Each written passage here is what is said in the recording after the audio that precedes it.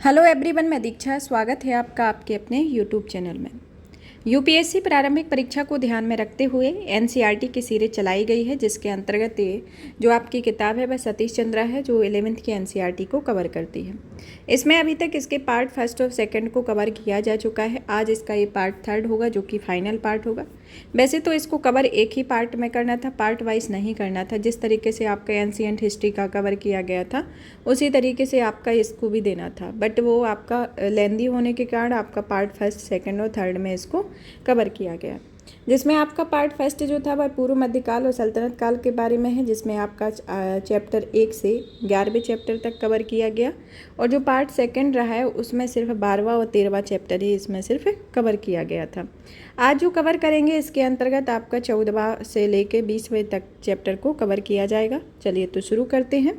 इसके अंतर्गत जो हमारा आज का चैप्टर है वह दक्कन और दक्षिण भारत के इतिहास के बारे में पढ़ा जाएगा, जो कि 1656 ईस्वी तक का है।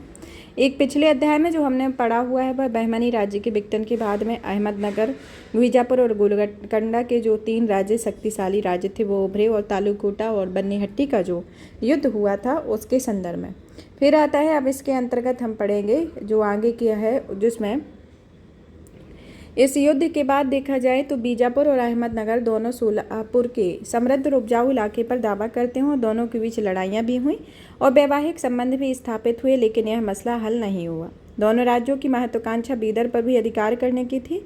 अहमदनगर की आंख उत्तर के बरार पर लगी हुई थी, और सच में ये है कि पुराने बहमनी सुल्तानों के वंशजों के रूप में निजाम शाही शासक मानते थे कि पूरे दक्कन पर उनका प्रभुत्व भले ना हो, लेकिन कम से कम औरों के मुकाबले श्रेष्ठ दर्जे के हकदार तो होते ही थे। तो इसके अंतर्गत था 1572 ईस्वी में मुगलों ने गुजरात विजय की एक नई परिस्थिति पैदा हो गई, और गुजरात की विजय दक्कन की विजय की पृष्ठभूमि साबित हो सकती थी। लेकिन अकबर अन्यंत्र व्यस्त रहा, और वह इस समय दक्कन के मामले में पड़ता नहीं चाहता था, और इस स्थिति का लाभ उठाकर अहमदनगर ने बरार को हत्या दिया, और अहमदनगर और बीजापुर का एक समझौता हो चुका था, जिसके तहत बीजापुर को विजयनगर के प्रदेशों को जीतकर दक्षिण में अपनी सीमाओं का विस्तार करने की छूट दे दी गई थी, और अहमदनगर ने बरार को परमर्दित कर दिया था। तो इस तरीके से विजयनगर के प्रदेशों को हथियाने में गोलकुंडा की भी रुचि थी, तो इसके अंतर्गत आता है। इस तरीके से दक्कनी राज्य विस्तारवादी हो गए, और इसकी दूसरी विशेषता थी कि दक्कन के मामले में मराठों की बढ़ती हुई अहमियत थी। जैसा कि पहले देखा जा चुका है कि मराठा सैनिकों को बहमनी राज्य में अस्थायी सैन्य दलों और बारीगरियों, जिन्हें आमतौर पर बारगी कहा जाता है, के रूप में इस्तेमाल किया जाता था, और स्थानीय स्तर पर राजस्व व्यवस्था दक्कनी ब्राह्मणों के हाथों में थी, और मोरे, निवालकर, घाट के आदि पुराने मराठा घरानों में से था, जिनका उत्थान बहमनी शासकों के अधीन हुआ था। उनमें मनसब और जागीरें मिली थी, और वे ज़्यादातर परिवार शक्तिशाली जमींदार थे, जिन्हें दक्कन में देशमुख कहा जाता था। तो जो जागीरदार थे उन्हें दक्कन में देशमुख कहा जाता था, लेकिन उनमें कोई भी राजपूत की तरह स्वतंत्र शासक नहीं था, और दूसरे वे कोई अलग अलग कुलों के नेता नहीं थे जिनके समर्थन पर उन्हें सहारा होता है। इसलिए बहुत से मराठा सरदार अपने सैन्य कौशल बल पर जीवन के उत्थान के मार्गों की तलाश में लग गए, और लोग ऐसे मालूम होते हैं कि उनका मकसद पूरा करने के लिए अपनी वफादारी बदलने को हमेशा तैयार बैठे रहते थे। और मराठा लोग दक्कन को भूस्वामी अभिजात वर्ग की रीढ़ थे, तो इसके अंतर्गत आता है। अब बीजापुर का जो शासक इब्राहिम आदिल शाह, जो 1535 ईस्वी में गद्दी पर बैठा, इसकी नीति जो थी प्रमुख हिमायती थी। कहा जाता है कि उसने अपनी सेना को 30,000 मराठा बारगियों को स्थान में दे दिया, और राजस्व प्रबंध में मराठों को तरजीह दी, और राजस्व के लेखे के सभी स्तरों पर मराठी भाषा का प्रयोग आरंभ करने का श्रेय दिया जाता है। और इस नीति के फलस्वरूप बीजापुर में कुछ और परिवारों का भी उदय हुआ, जैसे भोसले, जिनका पारिवारिक नाम घोटपड़े था, और ढपले, जो कि चौहान थे। मराठा ब्राह्मणों का इस्तेमाल नियमित रूप से कूटनीतिक वार्ताओं के लिए किया गया था। इसी संदर्भ में अहमदनगर के शासकों ने कड़कोजी नरसी नामक एक ब्राह्मण को पेशवा की उपाधि दी, और मराठों ने अहमदनगर और गोलकुंडा राज्यों में महत्वपूर्ण भूमिका निभाई हुई थी। इस तरह से आप आती है दक्कन की ओर मुगलों की बढ़त के बारे में, कि मुगलों की दक्कन की ओर किस तरीके से बढ़त देखने को मिलती है। उत्तर भारत में साम्राज्य को सुदृढ़ करने के बाद मुगलों के दक्कन की ओर बढ़ने की आशा करना एक सर्वथा तर्कसंगत था, और विंध्य पर्वतमालाएं उत्तर और दक्षिण को एक दूसरे से अलग करती थी, और वे कोई ऐसी बाधा नहीं थी जिन्हें पार किया जा सकता था, मतलब कि पार नहीं कर सकते, ऐसी कोई बाधा नहीं थी। यात्री, व्यापारी, तीर्थयात्री और यायावर संत हमेशा से उत्तर और दक्षिण आते जाते रहते थे, और दोनों की अलग अलग सांस्कृतिक विशेषताओं के बावजूद दोनों में सांस्कृतिक समागम का प्रश्रय मिला। तुगलकों की दक्कन विजय तथा उत्तर और दक्षिण के बीच बेहतर संचार व्यवस्था कायम होने के फलस्वरूप दोनों के बीच व्यापारिक और सांस्कृतिक संबंध मजबूत हो गए और दिल्ली सल्तनत के पतन के बाद बहुत से सूफी संत और रोजगार की तलाश करने लगे और वहाँ में बहमनी शासकों के दरबार पहुँच गए। राजनीतिक दृष्टि से भी उत्तर और दक्षिण एक दूसरे से अलग नहीं रह पाए और जैसा कि पहले देखा जा चुका है। 16वीं सदी के 60 वाले दशक में और 70 वाले दशक के आरंभ में मालवा और गुजरात पर अधिकार करने के बाद मुगल शहंशाह दक्कन की राजनीति से अलग नहीं रह सकते थे और 1576 में मुगलों ने एक सेना खानदेश पर आक्रमण करके वहां के शासक को अधीनता स्वीकार करने पर मजबूर कर दिया। लेकिन तभी अनिवार्य कारणों से अकबर को साम्राज्य के अन्य क्षेत्रों की ओर ध्यान देना पड़ा और दक्कन की ओर बढ़त उस समय वहीं रुक गई। 1586 से 1598 ईस्वी तक 12 वर्ष अकबर को उत्तर पश्चिम की स्थिति पर नजर रखते हुए लाहौर में बिताने पड़े और दक्कन की राजनीति जो थी वह धधकती हुई भट्टी बन गई और दक्कन में विभिन्न राज्यों के बीच आए दिन लड़ाइयाँ होती रहती थी और किसी शासक की मृत्यु होने पर अक्सर सरदारों के बीच झगड़े शुरू हो जाते थे और इसमें दक्कनी और नवागंतुकों जो कि अफ्रीकियों और गरीबियों का समूह था के बीच में बैर खुलकर प्रकट होने लगता था। सांप्रदायिक संघर्षों तथा विवादों की स्थिति को और भी बिगाड़ दिया और 16वीं सदी के आदम में सफावी नामक एक नए राजवंश के अधीन शिया मत ईरान का राजधर्म बन गया और दीर्घकाल से इस संप्रदाय को दबाकर रखा गया और सत्ता प्राप्त करने में आए हुए जोश के अवसर में से शियाओं ने अपने विरोधियों को भरकर अत्याचार किया और कई परिवारों के लोग भागकर भारत पहुंच गए और उन्होंने अकबर के दरबार में शरण ली जहां शियाओं और सुन्नियों के बीच कोई खास भेद नहीं किया जाता था। कुछ दक्कनी राज्यों खासतौर पर गोलकुंडा में शिया मत को राजधर्म बना लिया और अहमदनगर और बीजापुर के दरबारों में भी शिया गुट अधिक प्रबल रहे लेकिन अपनी प्रधानता वह कभी कभी ही स्थापित कर पाए और इस समय दक्कनी राज्यों में आपसी झगड़े खूब हुए। तो इस तरीके की स्थिति रही। फिर आता है कि भारत में सैयद मोहम्मद नामक एक व्यक्ति ने जिनका जन्म 15वीं सदी के पूर्वार्ध में जौनपुर में हुआ था स्वयं को महदी घोषित किया और सैयद मोहम्मद पूरे भारत और ईरानी दुनिया की यात्रा करके मुसलमानों में भारी उत्साह का संचार किया। उसने देश के विभिन्न भागों में दायरे स्थापित किए और दक्कन भी इसमें शामिल था जहां उसके विचारों का लोगों ने खूब प्रचार किया। परंपरावादी मुसलमान महदवी विचारों के भी उतने ही खिलाफ थे जितने कि शिया मत के और इस प्रकार दोनों मतों में कोई मधुर संबंध नहीं हुआ और ऐसी स्थिति में अकबर ने सुलह कुल की अवधारणा सामने रखी और यह आशंका व्यक्त की कि सांप्रदायिक प्रतिद्वंद्विता का असर मुगल साम्राज्य पर भी हो सकता है। अकबर पुर्तगालियों की बढ़ती हुई शक्ति को देखकर चौंक गया और पुर्तगाली हज के लिए मक्का जाने वाले लोगों को आवागमन में भी हस्तक्षेप कर रहे थे और उन्होंने शाही परिवार की स्त्रियों के साथ मुरब्बत नहीं की थी और वे अपने अधीनस्थ इकाई प्रदेशों में ईसानियत की प्रचार कर रहे थे और वे अकबर को अच्छा नहीं मानते थे। तो इस तरीके से ये स्थिति रही। 1591 में अकबर ने एक कूटनीतिक मुहिम छेड़ी थी और उसने सभी दक्कनी राज्यों पर अपने दूत मंडल भेजकर उन्हें अपनी अधीनता स्वीकार करने के लिए निमंत्रण दिया था और खानदेश को छोड़कर किसी भी राज्य में मुगलों का प्रस्ताव नहीं स्वीकार किया और खानदेश की हामी भरने के कारण शायद यह था कि वह मुगल साम्राज्य की सीमा पर स्थित था और इसलिए मुगलों का प्रतिरोध करना उसके लिए बहुत मुश्किल था। अहमदनगर का शासक बुरहान मुल्क दूत मंडल में अशिष्टता से पेश आया था जबकि दूसरे राज्यों ने सिर्फ दोस्ती का वादा किया था और लगभग यह वादा किया और लग रहा था कि वह अकबर दक्कन पर हल्ला बोलने वाला था और 1595 ईस्वी में बुरहान की मृत्यु होने पर निजाम शाही सरदारों के बीच गुटबंदी की स्थिति में लड़ाई हो गई और अकबर को यह अवसर मिल गया और सरदारों के बीच गुट में 4 अलग अलग उम्मीदवारों के समर्थन करने लगे। अब सबसे मजबूत दावा दिवंगत शासक के बेटे बहादुर का था जो कि बीजापुर के शासक द्वितीय इब्राहिम आदिल शाह बहादुर के दावे में समर्थन में हक में थे और बुरहान की बहन चांद बीवी बीजापुर के पूर्व शासक की विधवा थी और उसने बीजापुर का पूर्व शासक इब्राहिम का चाचा बना। चांद बीवी बहुत बुद्धिमती और साहसी स्त्री थी और जब इब्राहिम आदिल शाह नाबालिग था तो उस समय लगभग 10 वर्षों तक बीजापुर पर वास्तव में उसी ने राज किया हुआ था। मुगल आक्रमण का नेतृत्व गुजरात के सूबेदार शहजादा मुराद और अब्दुल रहीम खाना ने किया और खानदेश के शासक के सहयोग करने के लिए कहा गया। अहमदनगर के सरदारों के गुटबंदी के झगड़े के कारण राजधानी अहमदनगर पहुंचने तक मुगलों को खास प्रतिरोध का सामना नहीं करना पड़ा और चांद बीबी ने खुद को बालक राजा बहादुर के किले में बंद कर दिया और 4 महीने तक घेराबंदी चलती रही, जिस दौरान चांद बीबी ने अप्रतिम वीरता का परिचय दिया और उसमें दोनों पक्षों में समझौता हो गया जिसके अनुसार बरार मुगलों को दे दिया था और बदले में वे बहादुर के रूप में राजा के रूप में मान्यता देने को राजी हो गई और मुगलों की प्रभुता भी स्वीकार कर ली और यह बात 1596 ईस्वी की समय की है। बाबर के द्वारा मुगल साम्राज्य में मिला लिए जाने पर दक्कनी राज्य चौंक उठे और उन्होंने लगा कि बरार पर अधिकार होने से मुगलों को दक्कन के पैर जमाने की जगह मिल जाएगी और वे कभी भी साम्राज्य का विस्तार कर सकते हैं। इस तरीके से शीघ्र ही बीजापुर, गोलकुंडा और अहमदनगर में एक विशाल सेना ने बीजापुर के सेनापति के नेतृत्व में बरार पर आक्रमण कर दिया और 1597 में एक घमासान लड़ाई में मुगलों की संख्या में अपनी दुगनी दक्कनी सेना में परास्त कर दिया और बीजापुर और गोलकुंडा की सेनाएं पीछे हट गई और चांद बीबी की स्थिति का सामना करने के लिए अकेला छोड़ दिया गया। और चांद बीबी 1596 ईस्वी में समझौते का आदर करने के पक्ष में थी और वह अपने सरदारों को बरार में मुगलों पर हमले और उन्हें परेशान करने से नहीं रोक पाई थी। तो इस तरीके से ये स्थिति रही।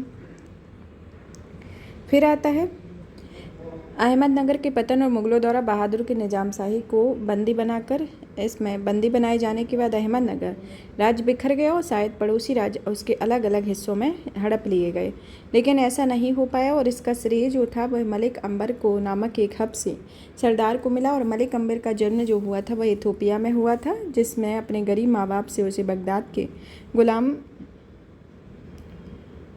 बाजार में बेच दिया था और उसे एक व्यापारी ने खरीद लिया और दक्कन ले जाया गया। मलिक अंबर का उदय मुर्तजा निजाम शाही के एक प्रसिद्ध और प्रभावशाली सरदार चंगेज खां की सेवा में हुआ और जब मुगलों ने अहमदनगर पर आक्रमण किया तो मलिक अंबर अपना भाग आजमाने के लिए बीजापुर पहुंच गया और उसने जल्द ही लौट आया और अहमदनगर पर हबशी सरदारों के एक गुट हो गया और उसने चांद बीबी के वो खिलाफ था।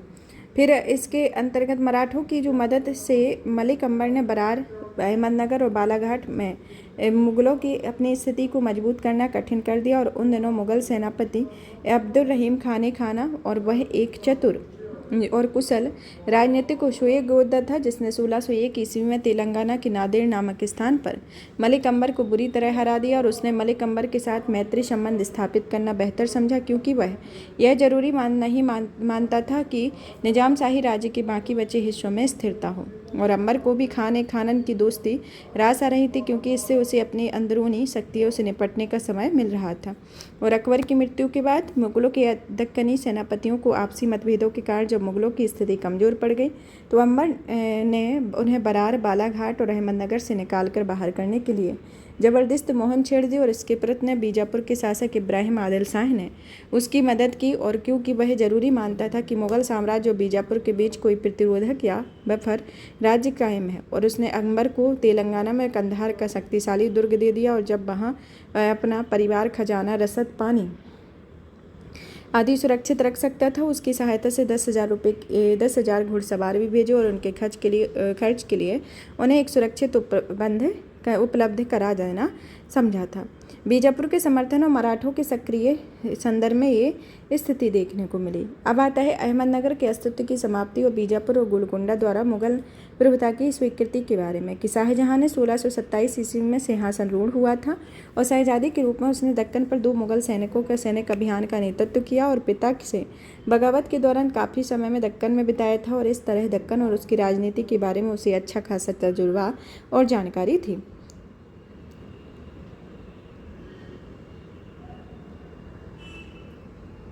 जब मलिक अंबर की मृत्यु हो गई तो उस टाइम पे निजाम शाही राजा बरार और बालाघाट पर मुगलों के अधीन को स्वीकार न करते हुए नीति का पालन कर रहा था। इसलिए शाहजहां इस निष्कर्ष पर पहुंचा था कि जब तक अहमदनगर एक स्वतंत्र राज्य के रूप में कायम है तब तक दक्कन में मुगलों के लिए शांति से रहना असंभव है। और अकबर और जहांगीर ने जिस नीति का अनुसरण किया वह फैसला काफ़ी हद तक हटकर था और तथापि शाहजहां दक्कन में मुगल प्रदेशों का उससे अधिक विस्तार नहीं कर पाना चाहता था जितना कि बिल्कुल दूसरा जरूरी था। इसलिए उसने बीजापुर के पास प्रस्ताव भेजा कि यदि वह अहमदनगर के खिलाफ भावी सैनिक अभियानों में सहयोग करे तो उसे अहमदनगर पर मोटे तौर पर 1/3 हिस्सा दे दिया जाएगा। और अहमदनगर की कूटनीति को सैनिक रूप से अकेला कर देने की शाहजहां की यह सोची समझी चाल थी और उसने मुगलों के साथ देने के लिए विभिन्न मराठा सरदारों का मन टटोला था। और आरंभ में शाहजहां की चाल कायम हुई और मलिक अंबर ने अपने आक्रमणों के दौरान कुछ प्रमुख बीजापुरी सरदारों को हटाकर मार डाला और उसने नौरसपुर को आग लगाकर सोलापुर का अधिकार करके आदिल शाह का अपमान किया, जो भूला नहीं था।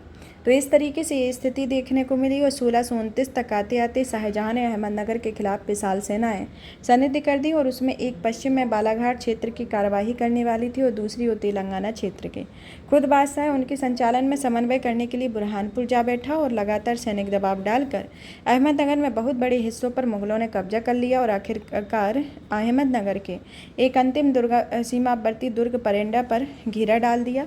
और निजाम शाह ने आदिल शाह से दर्द भरी अपील की और उसके राज्य का अधिकतर मुगलों के कब्जे में आ चुके थे। तो इस तरीके से स्थिति देखने को मिली। और इस तरह देखा जा सकता है कि बीजापुर और अहमदनगर की धूल धूसरित काया को आपस में बांट लेने के लिए एक दूसरे में जोर आजमाई कर रहे थे। और आदिल शाह ने दौलताबाद पर कब्जा करने के लिए रद्दौला खां तथा मुरारी पंडित के अधीन एक विशाल सेना भेजी थी और मुगलों के परेशान करने और उनकी आपूर्ति मांग को काट देने के लिए शाहजी को भी बीजापुर सेना में स्थान दिया गया।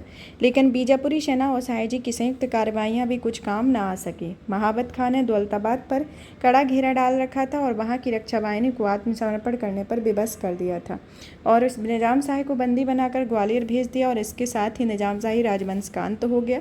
लेकिन मुगलों के सामने उपस्थित समस्याओं का समाधान इससे भी नहीं हुआ और मलिक अंबर के नक्शे कदम पर चलते हुए शाहजी ने एक निजाम शाही शहजादे को ढूंढ निकाला और अहमदनगर का शासक बनाकर खड़ा कर दिया गया।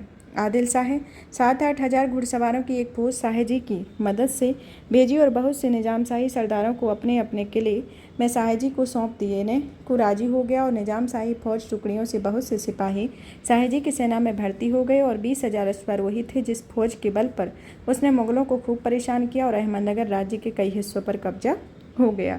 तो इस तरीके की स्थिति देखने को मिली। शाहजहाँ की साम दाम की नीति दक्कन की ओर कूच के फलस्वरूप बीजापुर की राजनीति में एक और परिवर्तन आया और मुगल विरोधी गुट के नेताओं में आपदस्थ करके मार डाला था, जिसमें मुरारी पंडित भी था। शाहजहाँ के साथ एक नए अहमद नामे संधि पत्र पर हस्ताक्षर किए गए और इस संधि के अनुसार आदिल शाह मुगल प्रभुता को मानने के लिए राजी हो गया। उसने मुगलों को 20 लाख रुपए का हर्जाना देने और गोलकुंडा के मामले में दखलंदाजी न करने पर भी सहमत होना पड़ा था और गोलकुंडा के बीच खड़े होने वाले झगड़ों को फैसले के लिए मुगल शहंशाह के सामने पेश किया हुआ था, जिसमें आदिल शाहजी समर्पण कराने और मुगलों के साथ सहयोग करने पर राजी हो गए थे। शाहजहाँ ने गोलकुंडा के साथ में एक संधि करके दक्कन के बंदोबस्त को पूरा कर लिया और गोलकुंडा का शासक जो था वह खुतबा में शाहजहाँ का नाम शामिल करने और उसमें ईरानी सम्राट का नाम निकाल देने पर सहमत हो गया था और कुतुब शाह को शहंशाह के प्रति वफादार रहना था और गोलकुंडा बीजापुर को 4 लाख खून का जो कार्य कर देता था उसे माफ़ कर दिया गया।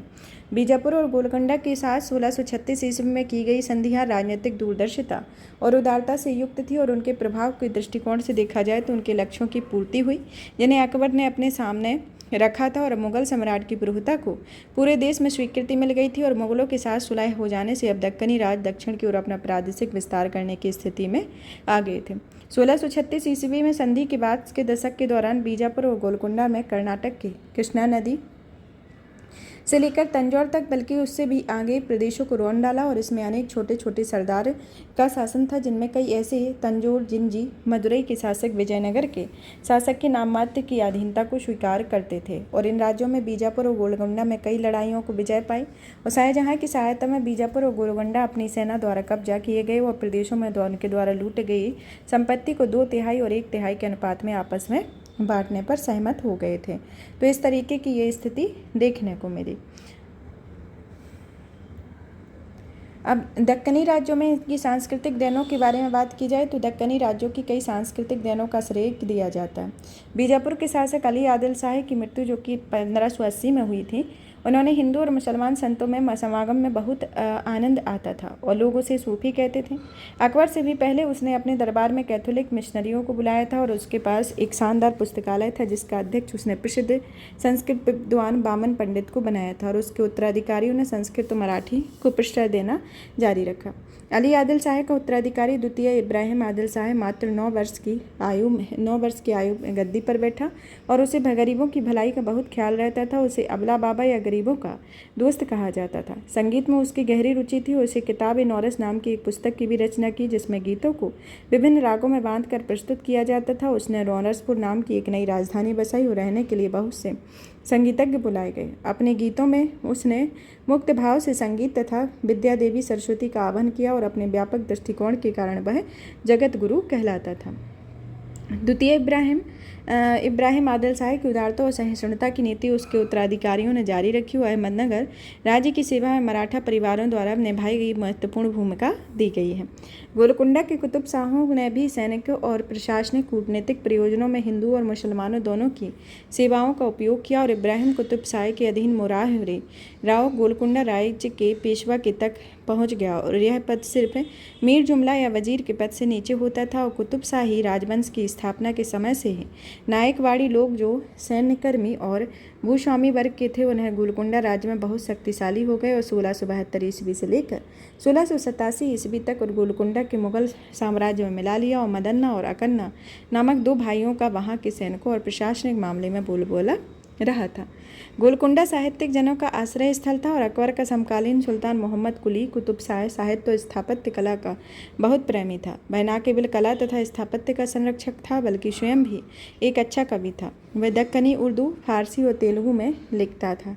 आगे पीछे एक मोटा दीवान या एक काव्य संग्रह भी छोड़ गया है जो कि कविता में धर्मनिरपेक्ष स्वर का समावेश करने वाला पहला कवि भी था। ये बीजापुर स्थित गोल गुंबज बनाया गया है, इसकी ये स्थलाकृति है।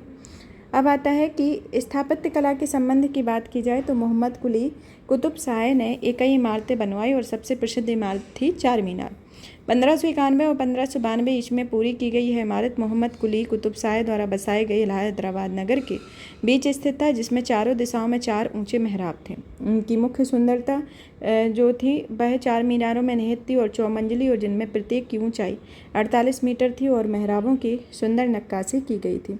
बीजापुर के शासकों ने हमेशा स्थापत्य कला का ऊंचा स्तर कायम किया और इस क्षेत्र में उनकी सुरुचि जो थी वह लाजवाब थी और इब्राहिम रोजा और गोल गुंबज इस काल की बीजापुरी इमारतों में सबसे प्रसिद्ध हैं। इब्राहिम रोजा जो है वह इब्राहिम आदिल शाह का मकबरा है और इस शैली में उसके निखार का पराकाष्ठा पर पहुंच गई और 1680 ईस्वी में बनवाए गए गोल गुंबज इतना विशाल है कि जितना विशाल एकल गुंबद कभी नहीं बनवाया गया होगा और इससे अनुपात सुगतिपूर्ण है। चारों कोनों पर बनी ये गोलाकार मीनारें इस छवि को एक संतुलन प्रदान करती हैं और कहा जाता है कि मुख्य कक्ष की ओर एक और फुसफुसाहट की आवाज़ जाए तो दूसरी ओर भी सुना जा सकता है। इस तरह हम देख सकते हैं कि सांप्रदायिक हिंसा और पारंपरिक अवस्था में विजय प्राप्त करने पर परिवर्ती अवस्था में दक्कनी राज्यों ने सांप्रदायिक सद्भावना का उच्च स्तर कायम रखा और साथ ही साहित्य, संगीत और स्थापत्य के क्षेत्र में भरपूर योगदान दिया। अब आते हैं हमारा नेक्स्ट चैप्टर जिसमें 17वीं सदी के पूर्वार्ध में भारत की स्थिति के बारे में जानते हैं कि उस टाइम पे किस तरीके से भारत की स्थिति थी।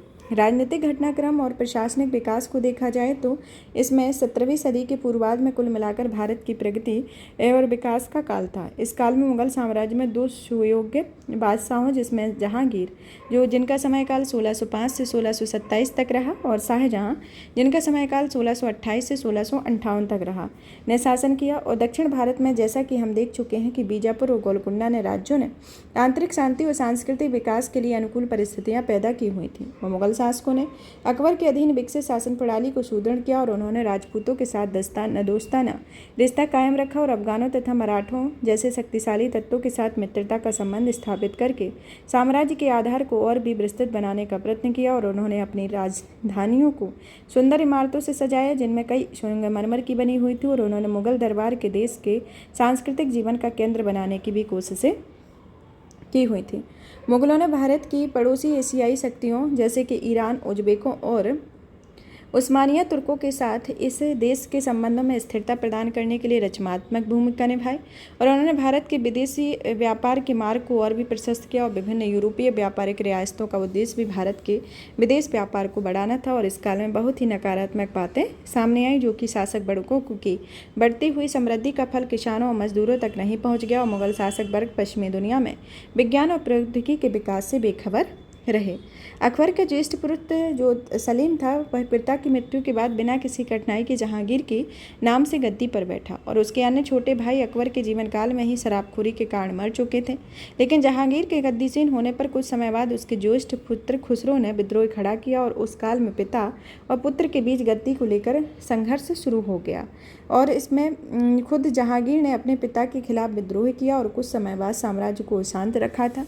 लेकिन खुसरो का विद्रोह ज़्यादा दिनों तक तक नहीं चल सका और जहांगीर ने लाहौर के निकट एक लड़ाई में उसे हरा दिया और उसे कुछ दिन बाद उसे बंदी बनाकर जेल में डाल दिया गया। तो इस तरीके से रहा।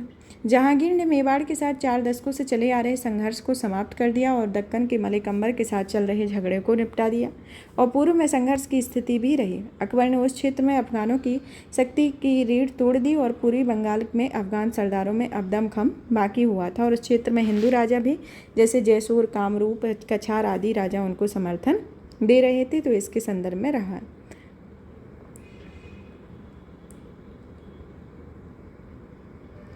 1600 ईस्वी में जहांगीर ने इस्लाम खां को बंगाल की जिम्मेदारी सौंपी और इस्लाम खां प्रसिद्ध मुगलों के पूज्य सूफी चंद सलीम चिश्ती का पौत्र था। उसने स्थिति को बहुत तत्परता और समझदारी से संभाला, जिसमें जयसूर के राजा सहित कई हिंदू जमींदारों को भी अपने पक्ष में मिला लिया और विद्रोहियों से निपटने के लिए उसने सामरिक दृष्टि से महत्वपूर्ण स्थान ढाका को अपना सदर मुकाम बना लिया और उसने सबसे पहले सोनारगांव को जीतने का प्रयत्न किया, जो कि मूसा खां और बाहरा भुइया कहे जाने वाले उसके बांधवों के अधीन था। 3 साल के संघर्ष के बाद सोनारगांव पर कब्जा कर लिया गया और शीघ्र ही मूसा खां ने आत्मसमर्पण कर दिया और उसे बंदी बनाकर दरबार में भेज दिया गया। उस्मान खां की बारी आई तो उसने एक घमासान लड़ाई को गहरी शिकस्त दी और अब प्रतिरोध की रीढ़ टूट चुकी थी और दूसरे विरोधियों ने भी शीघ्र समर्पण कर दिया था। अकबर की तरह जहांगीर भी समझ में यह बात आई कि विजय सैन्य बल से नहीं बल्कि जनता की प्रेम और सद्भावना की से ही स्थायी बन सकती है।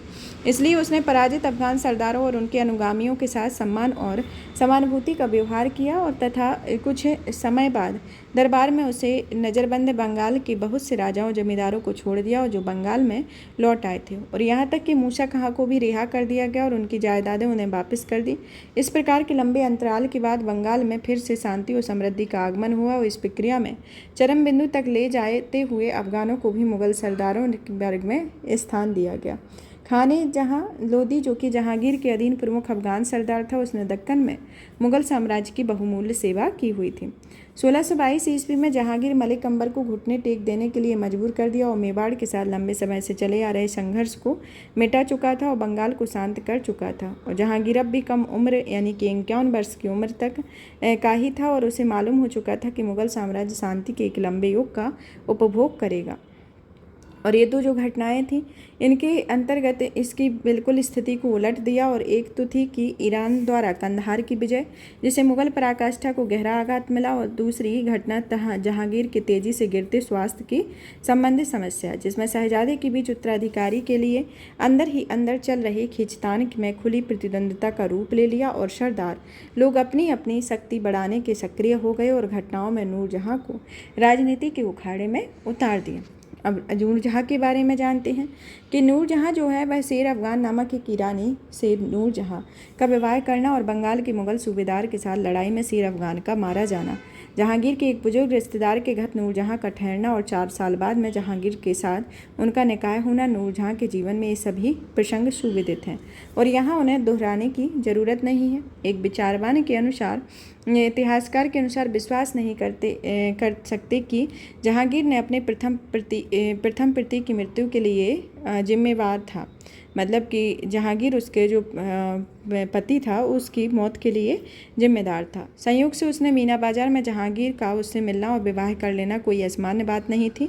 नूरजहां का परिवार प्रतिष्ठित था और उसे जहांगीर ने अपने शासनकाल में पहले साल में ही उसके पिता इत्मद्दौला को प्रमुख दीवान बना दिया था। उसका एक बेटा खुसरो के विद्रोह में उसके साथ हो गया था, जिसमें कुछ समय के बाद इत्मद्दौला को अपने पद से वंचित रहना पड़ा था, लेकिन फिर से उसके पद पर प्रतिष्ठित कर दिया गया। इस तरह से जहांगीर से नूरजहां का विवाह हो गया और उसने मुख्य दीवान बना दिया गया और परिवार के अन्य सदस्यों को भी एक वैवाहिक संबंध का लाभ मिला। उनके मनसबों को दर्जे बढ़ाए गए। इत्मद्दौला योग्य समर्थक और वफादार अधिकारी साबित हुआ और 10 साल बाद इत्मद्दौला मृत्यु तक राजकाज में उसका काफ़ी प्रभाव हुआ। नूरजहां का भाई आसफ खां भी विद्वान और योग्य था। वह खान ए सामान नियुक्त किया गया और यह पद उसी सरदार को दिया जाता था जिसे सम्राट का विश्वास होता था और उसने अपनी बेटी का विवाह खुर्रम यानी कि शाहजहां से कर दिया और खुसरो विद्रोह और कैद के बाद पिता का विशेष प्रिय बन गया। कुछ आधुनिक इतिहासकारों की राय थी कि उसने पिता और भाई से मिलकर खुर्रम को साथ नूरजहां की एकजुट बना लिया था और इसे जहांगीर को पूरी तरह साध लिया था। और नतीजा यह हुआ कि इस गुट का समर्थन के बिना ही कोई भी सरकारी सेवा और तरक्की नहीं कर सकता था। इससे दरबार दो गुटों में बंट गया था, एक नूरजहां का गुट और एक दूसरा उनके विरोधियों का गुट। इनमें इतिहासकार कहते हैं कि नूरजहां की राजनीतिक महत्वाकांक्षाओं के कारण अंत में उसको और खुर्रम के बीच दरार पड़ गई। इसलिए खुर्रम में 1622 ईस्वी में अपने पिता के खिलाफ विद्रोह कर दिया गया। और इसमें जो दूसरे इतिहासकार हैं वो इससे सहमत नहीं है, जिसमें उनका कहना है कि जहांगीर की जो आत्मकथा से स्पष्ट होता है कि 1622 ईस्वी में उसके स्वास्थ्य में गिरावट आने के पहले तक भी सभी महत्वपूर्ण फैसले वह खुद करता था। और इस दौर में नूरजहां की राजनीतिक भूमिका स्पष्ट नहीं थी। शाही गृहस्थी पर उसका दबदबा था और वह फारसी परंपराओं पर आधारित नए नए फैशन चलाती रही। और उसके प्रभाव के कारण दरबार में फारसी कला और संस्कृति की प्रतिष्ठा बहुत बढ़ गई। नूरजहां हमेशा से जहांगीर के साथ रहती थी। चूँकि वह अच्छी घुड़सवार और निसारेबाज थी, इसलिए जहांगीर के शिकार के लिए निकलने पर भी वह साथ हो लेती थी। और जहांगीर को वह प्रभावित तो कर ही सकती थी और अपनी पैरवी कराने के लिए बहुत से लोग उसके पास पहुंचते थे। लेकिन जहांगीर किसी गुट या पर या नूरजहां पर निर्भर नहीं था। जो सरदार तथाकथित गुट के कृपापात्र नहीं थे, उन्हें भी योग्यता और बारी के अनुसार तरक्की मिलती रही। इससे प्रकट होता है कि जहांगीर की निर्भरता की बात सही नहीं है। शाहजहां का उत्थान नूरजहां के समर्थन की बजाय उसके अपने गुणों और उपलब्धियों के कारण हुआ, जिसमें शाहजहां की अपनी महत्वाकांक्षाओं थीं और जिनमें जहांगीर बेखबर नहीं था। बहरहाल उस युग में किसी भी शासक के लिए यह संभव नहीं था कि वह किसी सरदार या शहजादे को इतना शक्तिशाली बन दे कि उसकी सत्ता को चुनौती देने लगे। जहांगीर और शाहजहां के बीच का संघर्ष का यही बुनियादी कारण था। शाहजहां के विद्रोह के बारे में देखा जाए तो इसका तात्कालिक कारण शाहजहां का कंदहार जाने से इनकार करना था। कंदहार पर ईरानियों ने आक्रमण कर दिया और शाहजहां को उनके निपटने के लिए भेजा जा रहा था। शाहजहां को आशंका थी कि यह लड़ाई लंबी चलेगी, लेकिन कठिन हो गई और अनुपस्थिति के दौरान दरबार में उनके खिलाफ साजिश हो गई। इसमें तरह तरह की शर्तें सामने रखीं, जैसे सेना की पूरी कमान उसके हवाले करना, जबकि उस सेना में दक्कन की लड़ाइयों के तपे परखे सेनापति भी शामिल थे और पंजाब पर पूरा अधिकार, अनेक महत्वपूर्ण किलों पर नियंत्रण आदि था। जहांगीर उसके इस आग बबूला रवैये से आग बबूला हो गए और उन्हें विश्वास हो गया कि शाहजहां विद्रोह पर उतारू हो गया। और उसने कड़े पत्र लिखे और उसे दंडित करने के लिए कई कदम उठाए। और स्थिति और भी बिगड़ गई, जिसमें शहजादे ने खुल्लम खुल्ला विद्रोह कर दिया। और उस समय शहजादा मांडू में था। खजाने पर कब्जा करने के लिए वहां से तेजी से आगरा की ओर बढ़ा और शाहजहां को मुगलों की दक्कनी सेना को पूरा समर्थन प्राप्त था और वहां तैनात सभी सरदार उसके साथ थे। गुजरात और मालवा के उसके समर्थन में घोषणा कर दी गई और इस तरीके से ये स्थिति रही। अब प्रशासन का विकास और मनसबदारी व्यवस्था और मुगल सेना के बारे में, पहले भी हम मनसबदारी व्यवस्था के बारे में देख चुके हैं। तो मुगल सेना जो रही, अकबर द्वारा स्थापित प्रशासन तंत्र और राजस्व व्यवस्था में जहांगीर और शाहजहां ने मामूली फेरबदल के साथ यह व्यवस्था जारी रखी, परंतु मनसबदारी व्यवस्था की कार्य पद्धति में महत्वपूर्ण परिवर्तन हुए। अकबर के अधीन अपने सैनिकों की टुकड़ी के लिए मनसबदार औसतन 240 रुपये प्रति वर्ष प्रति सवार दिए जाते थे। बाद में जहांगीर के शासनकाल में उसे घटाकर 200 रुपये कर दिया गया और मुगल सवार को भारतीय मुसलमान और राजपूत सवार से ज़्यादा पैसा दिया जाता था। मनसबदार में कुल वेतन में 5% इस उद्देश्य से अपने पास रखे ने दिया जाता था कि अगर अचानक कोई ज़रूरत आ पड़े तो उस पर कोई खर्च रहे। मुगल मिश्रित सैनिक टुकड़ियों के पक्ष में थे और इस टुकड़ी में ईरानी और तुरानी मुगल, भारतीय, अफगान और मुसलमान बराबर संख्या में रखने की व्यवस्था थी। और इसका उद्देश्य था कि अलग अलग कबीलों या नस्लों के लोगों ने दूसरों को कटे रहने और आपस में एकजुट होने का मौका ना मिल सके, लेकिन खास प्रसंगों में मुगल या राजपूत सैनिकों की टुकड़ी रखने की छूट भी दी गई थी। इस काल में कई और परिवर्तन किए गए, जिस दौर में वेतन को कम करने की प्रवृत्ति दिखाई देती है, जिस तरीके से यह रही है। इस प्रणाली को देखा जाए तो इसे दो अस्पाह प्रणाली, जिसका शब्दार्थिक अर्थ होता है 2 या 3 घोड़ों वाला सवार, कहते हैं। इसका मतलब यह था कि इस दर्जे के मनसबदार को उसके सवार दर्जे के अनुसार निर्धारित संख्या में दुगनी संख्या से सवार रखने पड़ते थे और उसके हिसाब से वेतन भी दिया जाता था। उदाहरण के तौर पर मनसबदार को 3000 का जात का दर्जा और 3000 सवारों का 2 अस्पाह का दर्जा था और उसे 6000 सवार रखने पड़ते थे। और एक आमतौर पर देखा जाए तो किसी भी मनसबदार को उसे जात दर्जे से ऊंचा सवार दर्जा नहीं दिया जाता था। शाहजहां के शासनकाल में एक और भी परिवर्तन देखने को मिलता था, जिसका उद्देश्य था कि किसी सरदार द्वारा रखे जाने वाले सवारों को अपेक्षित संख्या में भारी कमी कर देना था, और इस प्रकार सरदार ने अपने सवार दर्जे के खिलाफ सिर्फ 1/3 सवार और कुछ मामले में सिर्फ 1/4 सवार ही रखने की अपेक्षा की जाती थी। तो इस तरीके की स्थिति थी। मनसबदारों के वेतन रुपयों में निर्दिष्ट होते थे, जिसे आमतौर पर नगद भुगतान नहीं किया जाता था, और इसके एवज में उन्हें जागीरें दी जाती थी। और मनसबदार पसंद की भी जागीरें भी करते थे, क्योंकि नगद भुगतान में विलंब हो सकता था, उसे पाने में परेशानी और कठिनाई होती थी। और इसके अलावा ज़मीन पर नियंत्रण रखना सामाजिक प्रतिष्ठा का सूचक भी हुआ करता था। जागीरों के आवंटन के लिए राजस्व विभाग के बाद एक बही रखनी पड़ती थी, और विभिन्न क्षेत्रों में कुती गई आमदनी जमा दर्ज होती थी, लेकिन लेखा रुपयों में नहीं बल्कि दामों में दिखाया जाता था। इस दस्तावेजों को जामादामी आमदनी कहा जाता था। मनसबदारों की बढ़ती संख्या और कई दूसरे कारणों से राज्य के वित्तीय संसाधनों पर बहुत दबाव पड़ा, इसलिए समस्या के समाधान के लिए उपयुक्त परिवर्तन पर्याप्त सिद्ध नहीं हो पाए, और सभी वेतनों में भारी कटौती की जाती थी, और उसे सरदारों में असंतोष फैलता जो शासकों के लिए रास नहीं आया था। इस नई युक्ति में अपनाकर सरकारदारों और द्वारा अपने सवार दर्जे के अनुसार रखे जाने वाले सवारों और घोड़ों की संख्या में कमी रही, और मनसबदारों के वेतन सालाना की बजाय मारवाही पैमाने पर तय किए जाते थे, जिसमें 10 माला, 8 मासा, 6 मासा, 5 मासा पैमाने पर उसी के अनुसार उनके सवारों में संख्या निर्धारित होती थी। इसमें उदाहरण के तौर पर मनसबदार को 3 हजारी जात दर्जा और 3 हजारी सवार दर्जा प्राप्त था, जो उपयुक्त 1/3 नियम के अनुसार 1000 सवार रखता था, और उसके द्वारा निर्धारित नियम के अनुसार आमतौर पर 2200 घोड़े रखने पड़ते थे। और माहवारी आधार पर जागीरों को आमदनी की गिरावट से कोई संबंध नहीं था, क्योंकि माहवारी पैमाना जागीरदार मनसबदारों पर ही नहीं बल्कि नगद वेतन पाने वालों पर भी लागू होता था। शाहजहां के शासनकाल में खेती की जमीन का विस्तार हुआ और नकदी फसलों के उत्पादन में वृद्धि हुई। जमादामी या जागीर की आमदनी में भी बढ़ोतरी हुई, लेकिन इस बढ़ोतरी के साथ ही इस काल में कीमतों में भी बढ़ाव देखने को मिला। और मुगलों की सेना में भर्ती किए गए अधिकांश मराठों में 5 मासा पैमाने और उससे कम महीनों के पैमाने के मनसब किए गए। इस तरीके से यह स्थिति रही है।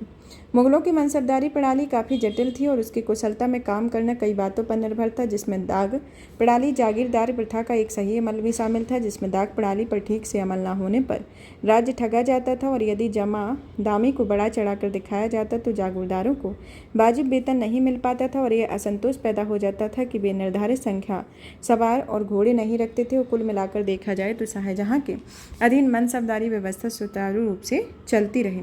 तो इसके अंतर्गत रहा। मुगल सेना के बारे में, मुगल सेना के संदर्भ में देखा जाए तो घुड़सवार मुगल सेना के प्रमुख बाहिनी थे। मनसबदार अधिक से अधिक घुड़सवार जुटाते थे। मनसबदारों के अलावा खुद मुगल शाही की फूट कर घुड़सवार रखते थे, जिन्हें ऐदी कहा जाता था। ऐदियाँ जो थी वह भद्र घुड़सवार कहा गया, और उनके वेतन दूसरे घुड़सवारों में काफ़ी ज़्यादा होते थे। वे बहुत ही विश्वस्त सैन्य दल के सदस्य होते थे। उनकी भर्ती स्वयं शहंशाह किया करते थे। उनकी हाजिरी लेने के लिए अलग अधिकारी होते थे, और ऐदी 5-5 घोड़े भी रखते थे, लेकिन कुछ ऐसे ऐदी भी होते थे जिनमें 1 से 2 एक ही घोड़े की हिस्सेदारी करते थे। ऐदियों के कर्तव्य बहुमुख थे। वो शाही कार्यालय में अधिकतर मुंशी, क्लर्क, दरबार के चित्रकार और शाही कारनामे के फोरमैन इन्हीं सैन्य दलों को चुने जाते थे, और बहुत से ऐदियों में सहायकों और शाही फरमानों के वाहकों में नियुक्त किया जाता था, जिसमें शाहजहां के शासनकाल में उनकी संख्या 7000 थी, और उनकी अक्सर लड़ाइयों में उन्हें भेजा जाता था।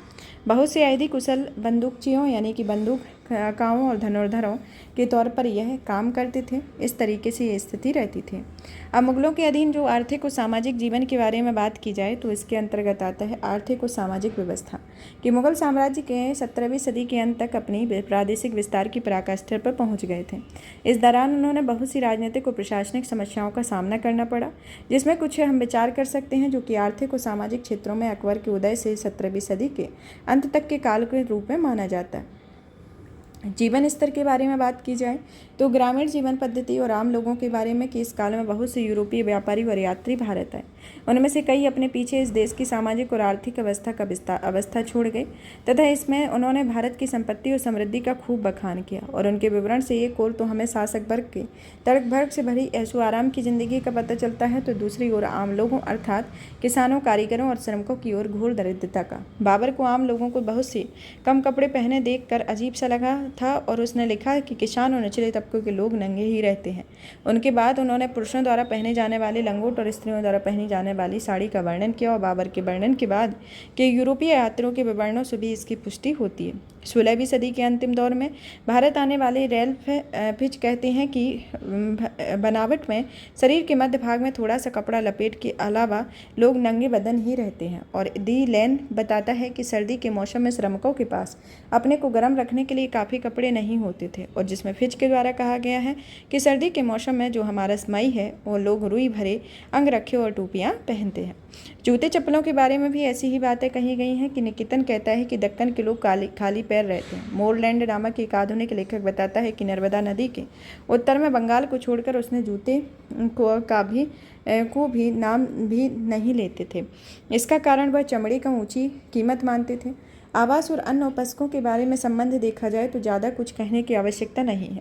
इसमें ग्रामवासी जिन मिट्टी के घरों में रहते थे वे आज की मिट्टी के घरों में भिन्न थे, और उपस्करों के नाम पर उनके पास खाटें और बांस के चटाइयाँ भर होती थीं, और बर्तन के नाम पर गांव के कुम्हार द्वारा बनाए गए मिट्टी के बर्तन, तांबे और कांसे की थालियाँ और अन्य बर्तन व्यय साध्य होते थे, इसलिए आमतौर पर गरीब लोग इनका इस्तेमाल नहीं करते थे। चावल, मोटे अनाज और दालों के संदर्भ में देखा जाए तो इन्हें पेल सर्ट और दाल लेने खिचड़ी कहते थे। लोगों के मुख्य आहार थे। बंगाल में तटवर्ती प्रदेशों में लोग मछली भी खा सकते थे और दक्षिण या प्रायद्वीपीय प्रदेश में लोग मांस खाते थे। उत्तर भारत में गेहूं और मोटे अनाज की बनी चपातियों और दाल और हरी सब्जियां लोगों को आम भोजन होती थीं, और उन दिनों अनाजों के मुकाबले घी और तेल बहुत सस्ते होते थे। मालूम होता है कि गरीब लोग उनका खूब इस्तेमाल करते थे और नमक और शक्कर ज़्यादा खर्चीले थे। कपड़े के बारे में बात की जाए तो लोगों को पहनने के लिए कपड़े तो क्रम मस्क्यार थे और जूते खर्चीले थे, लेकिन कुल मिलाकर उनका भोजन बेहतर था। चारागाह ज़्यादा होने से मवेशी अधिक रखे जाते थे, जिससे दूध और दूध से बनी चीज़ें उन्हें काफ़ी मिल जाया करती थीं। रहन सहन का स्तर आखिरकार आमदनी और मजदूरी पर ही निर्भर था, और किसानों की विशाल संख्या आय का वास्तविक अंदाज़ा लगा पाना कठिन है, क्योंकि गांवों के कारोबार में पैसे का प्रवेश मुश्किल ही होता है। गांव के कारीगरों की अपनी सेवाओं को प्रतिदान जिनसों में मिलता है, जिसकी मात्रा दस्तूर के अनुसार तय होती है, इसके अंदर में आता है। इसमें भूमिहीन किसान और मजदूर अक्सर अस्पृश्य जातियों के लोग ही होते थे, जिन्हें कनीन कहा जाता था, और जब कभी अकाल पड़ता था तो वह अकाल अक्सर पड़ते रहने थे। इसी वर्ग में किसानों और ग्रामीण परिवारों में सबसे ज़्यादा मुसीबत उठानी पड़ती थी, और जिन किसानों पर पास अपनी ज़मीनें होती थी वह स्वयं को जोतते बूतते थे और खुद काश्त करते थे। वे भूराजों से पारंपरिक दरों से अदा करते थे, और मैं कुछ के पास कई हल और बैल होते थे, जिन्हें अपने गरीब भाइयों की मदद से उधार भी दिया करते थे, और उनके गरीब भाई मुजारिन कहलाते थे, क्योंकि ऊंची दरों में भू राजस्व अदा करते थे। तो इस तरीके से स्थितियां देखने को मिलती थीं। अब आता है कि शासक वर्ग और सरदारों जमींदारों के बारे में कि उनकी किस तरीके की स्थिति रही। मध्यकालीन भारत का शासक वर्ग कह सकते हैं तो सरदारों के अलावा जमींदार लोग भी थे। जो मुगल सरदारों का वर्ग सामाजिक तथा आर्थिक दोनों दृष्टियों से विशेष अधिकार प्राप्त था। सिद्धांतः मुगल उमरा और सरदार वर्ग जो था उनके द्वारा सबके लिए खुले रहते थे, और यह अभिजात वर्ग के लोगों को चाहे वे भारतीय हों या विदेशी इस वर्ग में प्रवेश करने की अधिक सुविधा थी। आरंभ में अधिकतर मुगल सरदार मुगलों के मूल निवास स्थान तुरान और उसके आसपास के क्षेत्रों में ताजिकिस्तान, खुरासान और ईरान आदि से लिए जाते थे। यद्यपि बाबर तुर्क था और उन्होंने मुगल शासकों की कभी नस्लवादी नीति का पालन नहीं किया।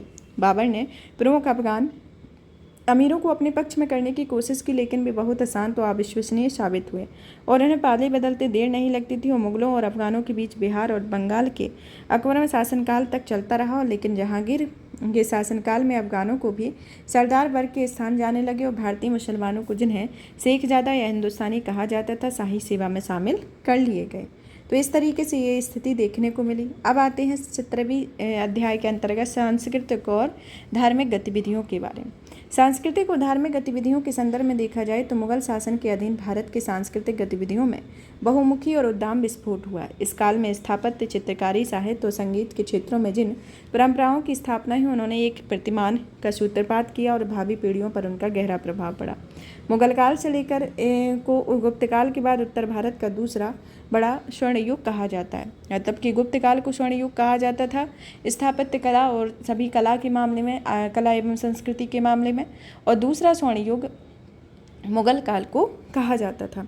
इस सांस्कृतिक विकास के क्रम में भारतीय परंपराओं का मुगलों द्वारा इस देश में लाई गई तुर्क ईरानी संस्कृति के साथ मिश्रण हुआ, और समरकंद की तैमूरी दरबार पश्चिम और मध्य एशिया के सांस्कृतिक केंद्र के रूप में यह विकसित हुआ।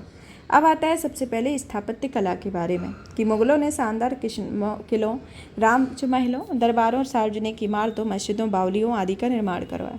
उन्होंने जल स्रोतों से युक्त कई सुनियोजित बगीचे लगवाए। दरअसल तो मुगलों के राजमहलों और प्रमाद स्थलों में जल स्रोतों की व्यवस्था थी और यह चीज़ तो निर्माण कार्य की एक खास विशेषता थी। बाबर बगीचों का बहुत शौकीन था और उसने आगरा और लाहौर के आसपास कुछ बगीचे बनवाए, लेकिन कुछ मुगल उद्यान जैसे कि कश्मीर के निषाद बाग, लाहौर का शालीमार और पंजाब की तलहटी के पिंजौर बाग आज तक कायम है। शेरशाह ने स्थापत्य को नया उत्तेजन दिया।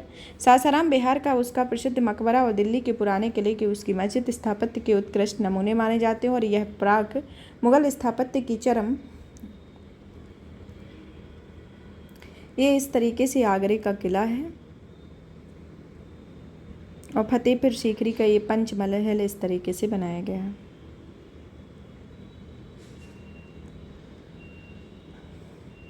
ये चरम परिणति पर आ गए थे और नए स्थापत्य का प्रस्थान बिंदु रहा। अकबर पहला मुगल शहंशाह था जिसके पास बड़े पैमाने पर निर्माण कार्य कराने के लिए समय भी था और साधन भी था। उसने कई किले बनवाए जिसमें सबसे विख्यात था आगरा का किला।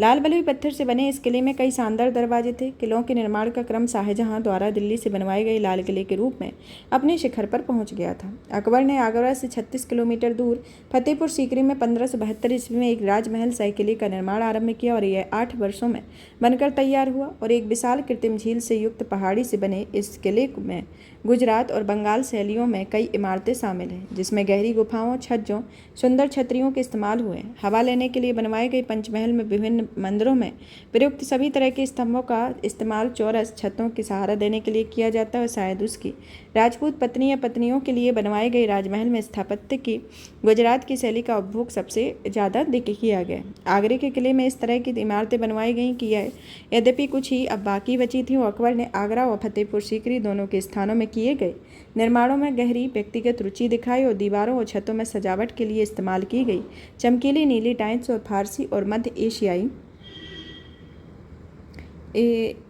आगरा स्थित एतमुद्दौला का मकबरा है।